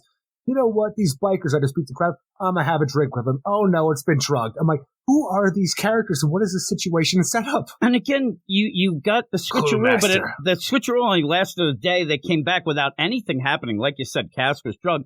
But if she wasn't, and you ended up having this deal, because we thought by the end, all this was going to be is, man, your father. Oh, no, your mother. And they left. They didn't even get that. They never spent any time. We thought that there was going to be big problems for Steph because you would have Shiva figured out and slice and dice. You'd have big problems. You never had that. But I wish that you had a little bit where Cass kind of got the lay of the land and also kind of even if Clue Master's like, listen, I changed my ways. I want to open up to you. And something was a clue and you went with that. But, and on top of all that, you also have the idea that nobody at DC told the Clue and Rads that Bendis had already brought back the Clue Master and Steph knows that he's alive. So in this, if you sit there and think that... That's not their fault, but still. Yeah. Cass getting a letter that's not really sent... I don't know why it's the idea, a letter that Steph wrote when she might be dead. That's the idea. You tell me that's good detective work, and I want to see the Batman book where, oh no, Batman, he's running into a brick wall, and the Riddler sent him a full-out letter of everything that it means because, hey, I might be dead. It's just ridiculous. That's where not she only gets just the sends clues. a letter that says, hey, he mentions one place, and that's where he's staying. And the one place he says in the letter. You know what I like? Riddler's Cove. Pretty cool. I hang out there a lot, but I haven't in a while. But I just want to mention it to you. All right, Riddler's Cove it is. Yeah, but that's where you get Stone Fence Cat. It's not even clever.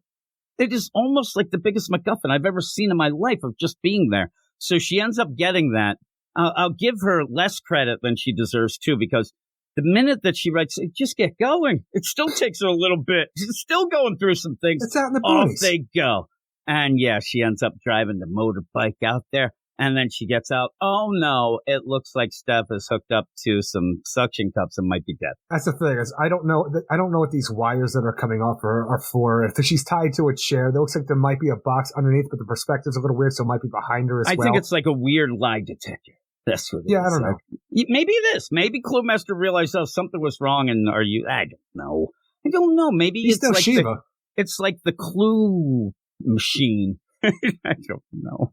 Gotta enhance her mind and her body. People end up because they thought it was real emotional. Hey, I love you. I love you, Cass. I think I might be dead, but I love you. Catch you on the flip side. I'm like, go Make sure to pet Fido one for me. So I did mention the Batman and Robin 18. It was one of the things. Funny thing is, I went back to see what we rated it. It was a little bit before we ended up having the site. I didn't remember exactly when, but yeah, it was.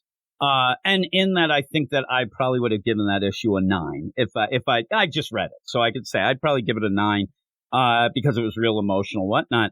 That's less than what most people are giving this. This has an aggregate score of 9.1. This is not a 9.1. This is a bullshit comic that really doesn't even go with its premise and ends up having things solved just to get solved to then have, and the emotions are just a letter that doesn't make sense. And with that, nothing else. I couldn't even follow the beginning.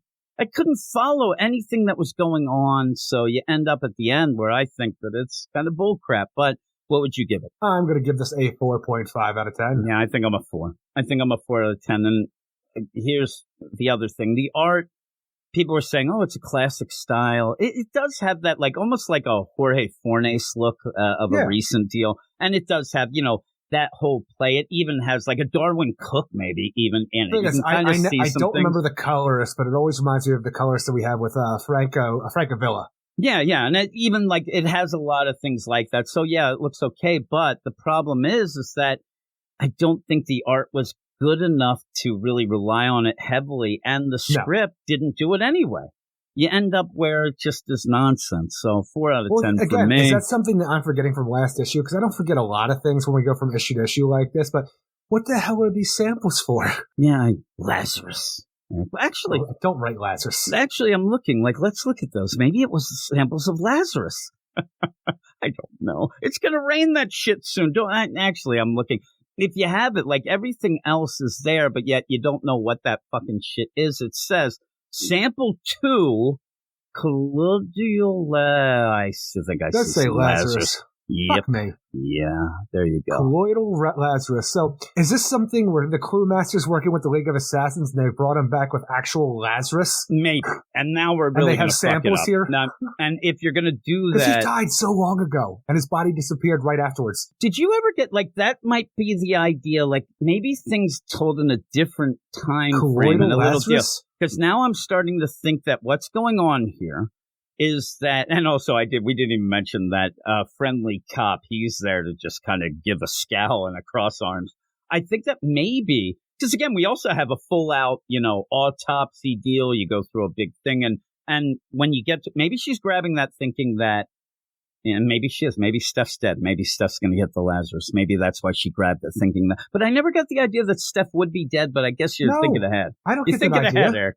Yeah, it was weird. Once you get that letter, I'm like, what's going on? Did I miss 80 issues? I'm so confused what's going on with the League of, I was going to say Lazarus, but League of Shadows, League of Assassins, anything that's going on with it ever since Ra's al Ghul died in the Shadow War. Yeah, well, and it was when you ended up having, the original where this whole gets wonky, but Clue Master, right? You end up having Lincoln March was the one who sliced him, right? Did he have a camera with him? Did he have a camera? Did he take this picture? No, I figure slice. All right, let me get that. I'm going to keep my work. I have to assume that this picture that we have here is when the police found the body and it's for evidence. I just wanted to be Lincoln March. And then they end up Lazarus over. They just write over it. Poor Clue Master. The best time he looked. Dead, Eric. All of that blood all over. Again, if you Eric ended up talking about it, and just to reiterate it, it was in the Bendis deal because he fucked up and thought Clue Master was alive. He ended up playing this game where that horrific death was faked, maybe with blood packs like the Titans have. And you end up where all that plays out and they didn't know. So it's all wonky. It's all wonky. But again, you could always play, well, Eric, death metal. People just say shit. The timeline changed. I don't know. But that story was wonky anyway. But yeah, at the end, 4 and a 4-5. That's it. Probably not our book of the week. But what is your book of the week? My book of the week is Batman Superman World's Finest, number 11. That is mine as well. We had a pretty good week. We had some books that we really enjoyed. So that's a pretty cool thing. We have, some different events going on. Maybe one's better than the other, maybe whatever. But there's something for everyone. And we really, I want to point out. Hell of a week, really, with all the different kind of characters and books coming out. And I want to point out, again, it wasn't our book of the week, but I really suggest people check out the Stargirl book as well. It's really, really good. Here's what's going to be on next week's podcast. And if you are out there and you think, well, I hope all these books will be on the podcast, well, your hopes are dashed because 2 of these will be on the Patreon. In our Patreon only, a spotlight picked by the badasses of the Get Fresh crew. Honk, honk. And if you aren't, or don't remember, we ended up talking this week on Batman One Bad Day, Bane number 1, Lazarus Planet Assault on Krypton number 1. That was a 2-hour podcast, Eric. You couldn't shut the hell up. Oh, my goodness. We were having some good old times. I thought, boy, I want to sit there and talk to my Eric Shea. But we had some fun. We talked about a bunch of different things. And then at the end, it got a little off the rails. But that's part of the fun. But in that, we had some people bringing up the idea of the length of the podcast. Oh, you guys used to have, these long podcasts and whatnot. I think that this week, with everything combined with that you could get, it still will end up like 5 or 6 hours. So there's enough. There's some meat on the bone. But here are the books. I will tell you my predictions of what will be on the Patreon spotlight. And then you could say, okay, well, at least we'll get those books on the regular podcast because Jim's never right. But it's at patreon.com/weirdscience, by the way. All the things and all the links that we talk about are in the show notes as well. We get Action Comics number 1051. I don't know why that seems like quick. I think that this is like, I thought that it would be like January, a little bit Jim, later. We gotta get the shit out. I know. Well, it's coming out. This is where that Dawn of DC, and I will point out something. I've told people this. I don't know why DC isn't pushing it, even in these little intro to this. This has a Dan Jurgens back in Lois the day, young too. John, Lois and Clark deal. So you end up where, and they're not traveling the country mapping and things out. That's Lewis and Clark, Eric. I just want to let everybody know you that we're not doing. But we had that issue of Superman with Dan Jurgens where we traveled the freaking country talking about how great America was. We're not running the Manifest Destiny. We're going, and it does have young John. So everybody who's wanted that, I know also it's funny because I did see some people. I was waiting. Oh, why aren't they giving Tomasi on that? He didn't do that. Tomasi did that story that I was talking about. Never mind. Yeah. The idea people were upset. Why isn't Tomasi doing this, young John? He's the one who did. No.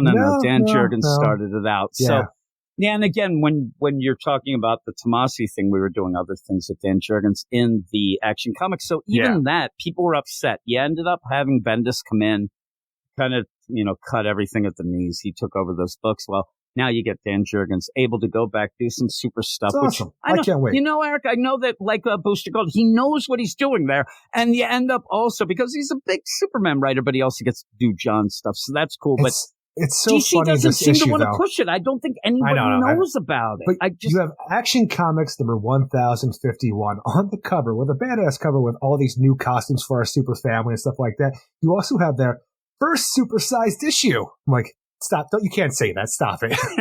But you're going to get what you're going to get. It's an anthology book now. You're going to get a Philip Kennedy Johnson story. That's the Action Comics, of the day. You end up getting this back in the day, John, and then you get Leah Williams. That will probably drive me nuts with Power Girl Reborn. We'll see. I made some predictions about that book. We'll get a boob Joker too, right? You always love that. And I think that she'll be a side character. That's just me. I did hear word, too, just not to, go too long with this Action Comics, but I did hear word there is a interesting, weird scene with Lois and John that seems to be like a little kinky stuff, not between those two. Isn't this what people said when John was in the shower and Lois walked in and was upset? Well, John ends up finding something that I hear is like really upsetting to him, and Lois is like, listen, married people have to spice it up, my friend. I'll tell you. Cool. Cool. It's weird. But yeah, Action Comics number 1051. Then we have Batman One Bad Day, Catwoman number 1. Now, I don't know where we're going to get G. Will Wilson. By G. Will Wilson, okay. I like G. Will Wilson's Miss Marvel, not much else, but this seems really quick to have another One Bad Day. I agree. They're really shoving those out, but you get that. We'll see. Each one to me and you, we said it's kind of like, it's lessening. It's less returns here, but yeah, Blue Beetle Graduation Day number 3 is such a weird book because me and you both didn't really like that last issue. Why do I look forward to it, though? It's a fun book, and plus we have Starfire showing up this issue. I'm actually, excited to see what goes on in that book, even though I think it's not doing what I want, but I don't know. We like Blue Beetle, and it's trying to be fun, I guess. Catwoman number 51. Didn't like that 50th Catwoman's issue. all locked up, and on the cover it says, "A new Catwoman prowls the streets of Gotham." My guess is it's just Ico. My guess is it's Ico. I just looked. Vegas odds 100%. They're not even taking bets. It's Ico. But you get the sidekick, Dario. So we'll see how that plays out. Tomcat? I think that's what he said his name was. Yep. We end up having Detective Comics 1068. Get to play my Werewolves in Gotham song. And that gets me excited. But the other deal is, again, was it a vendetta? I end up where I've been bored with this story. Maybe we'll get some. I see the solicits. The solicits keep promising big things, but we'll see. I also saw the April solicits, and they were still talking about that stupid asthma and the asthma. Yeah, I'm like, really? We're still dealing with the asthma. We got the asthma bad. We do. Harley Quinn number 26. I'm not sure. Which continues on with the Harley Quinn who laughs. Oh, yeah. So it isn't the start of, I think the start of Teenie Howard's is that 28 that they're pushing at the New Dawn at DC. Yeah, so we end up finishing up. That's out of nowhere, Eric, Justice Society of America number 2. We've been waiting for that. I can't wait either. That's going to be cool. Lazarus Planet, We Once Were Gods, number 1. Hey, you got Shazam on the cover. Sounds like what Robert Plant and Jimmy Page would talk about. Like they're there. They're old assholes. Guys. Robert Plant he's aged very poorly. I love the guy, and the guy's a straight shooter, right? They stole a lot of songs, too, but they're sitting there and we were once gods. Look at us. And Jimmy Page is like, what the hell are you talking about? Look at me. I got a man bun that makes me look like a samurai, and I'm playing kick-ass guitar. I'm still a god. That is end scene. You ever see him recently? He looks like a samurai, Eric. I love it. He used to look like a wizard. Now he's a damn samurai, hanging around playing the guitar. Punchline, the Gotham Game number 4. Another book that, it's not really hitting well with me at least, but I look forward to maybe that getting better. Yeah. Teenie Howard at the helm there, right? You got that? Yeah. And then also Eric's, and I was going to mention it earlier about the idea, when I was talking about people yelling about reviews and, oh my God, you're too high, you're too low. I'm like, I'm just right is what I am. But you end up where you can tell that we don't fake the funk, and each issue gets its own due. And if it's good, because Eric gave Tim Drake Robin a book of the week. I mean, nothing will ever top it. You get Tim Drake Robin. This is number 5 next week. And you hated every other one 7. Immensely, right? Yeah, it was a tough week. It wouldn't have been that this week. This was too good a week. I think that what we'll get on the Patreon Spotlight will be JSA number 2 and Batman One Bad Day Catwoman. I want to go with the idea of Lazarus Planet, but I think that Assault on Krypton, that really took the sales out of everybody, right? Is that what you say? I don't know. I think we're going for a double header of what we had this week kind of going on, where we have the Lazarus Planet, We Once Were Gods, and One Bad Day Catwoman. But you do agree that probably the Batman One Bad Day Catwoman will be there. And, most likely. That or they'll double up and take 2 Catwoman books for the Badass Spotlight. That'd be crazy. I was going to mention that. We got 2 Catwoman books, and I want to like them. One Bad Day, that could be whatever. What's the one? I mean, these One Bad Days come down to, it's going to be her like, oh, it's the day I met Batman. But it was also the best day, Eric. It's very odd. What would it be? What would it be? Probably something to do with her sister. Yeah, I'm thinking the sister, maybe, Maggie, Maggie. I was thinking, Maggie doing it. Yeah, we'll see. I don't know. Action Comics is a big get, too. That is, Eric. I want to see I hope that Leah Williams just comes full force and you get the full Leah Williams experience that I have had in such things as Amazing Mary Jane that we had in the anthology. What's that? You didn't? That's the best thing I've ever read from her. So there you go. I can't wait. I have a feeling she's going to kind of just meander through this, but we'll see. It'll probably get sexy. So with all of that, though, thanks everybody for listening. As always, please go over to Twitter at Weird Science DC. I think it is. And you follow us, we'll follow you back. Go to our website, WeirdScienceDCComics.com. Get written reviews over there. Go over to the YouTubes at Weird Science Comics and get video reviews and news things and all that stuff from me, DC and Marvel and Manga over there. And then go to our Patreon, patreon.com/Weird Science, where you can get a ton of extra shows, including our weekly spotlight, which we end up, they're getting to be about 2 hours long because we like to have some fun over there and do these extra things. Well, it's also the idea, too, like this week, actually, it was 2 oversized books as well. So that kind of added. But hey, we like to have the fun, Eric, just like the gals and Sydney. Eric don't. But I like to talk to you, Eric. It makes me feel good inside. He holds me hostage. I actually hold you hostage, but I hold you close as well. I cuddle you up Makes hostage. It worse. You're sending notes to people. Please, this is not my boyfriend. You're saying the police. Yeah, exactly. So we have all that going on. But yeah, give us that. And if you just want to help us out and support us for what we do here, because we try to do a little extra. There's not a ton of DC Comics podcasts left, and we try to give you, a little fun with it, enjoy the books. And that is our MO, but still be honest with them. But that's it. That is it, you weirdos. You go off. I'm going to go up and watch the Eagles against the Giants. I'm looking now. I'm going to catch the end of I'm talking the end of the Chiefs game, but it looks like the Chiefs are going to beat the Jaguars. So we'll see what's happening there. But thanks, everybody. Thank you, Eric. And what do we say at the end of the podcast? Everybody have a great week. Keep it weird. Weird. We'll see you in 7. See you in 7. Go read comics. You are all weirdos. Weird science is the revolution. Weird science is the revolution. Weird science is the revolution.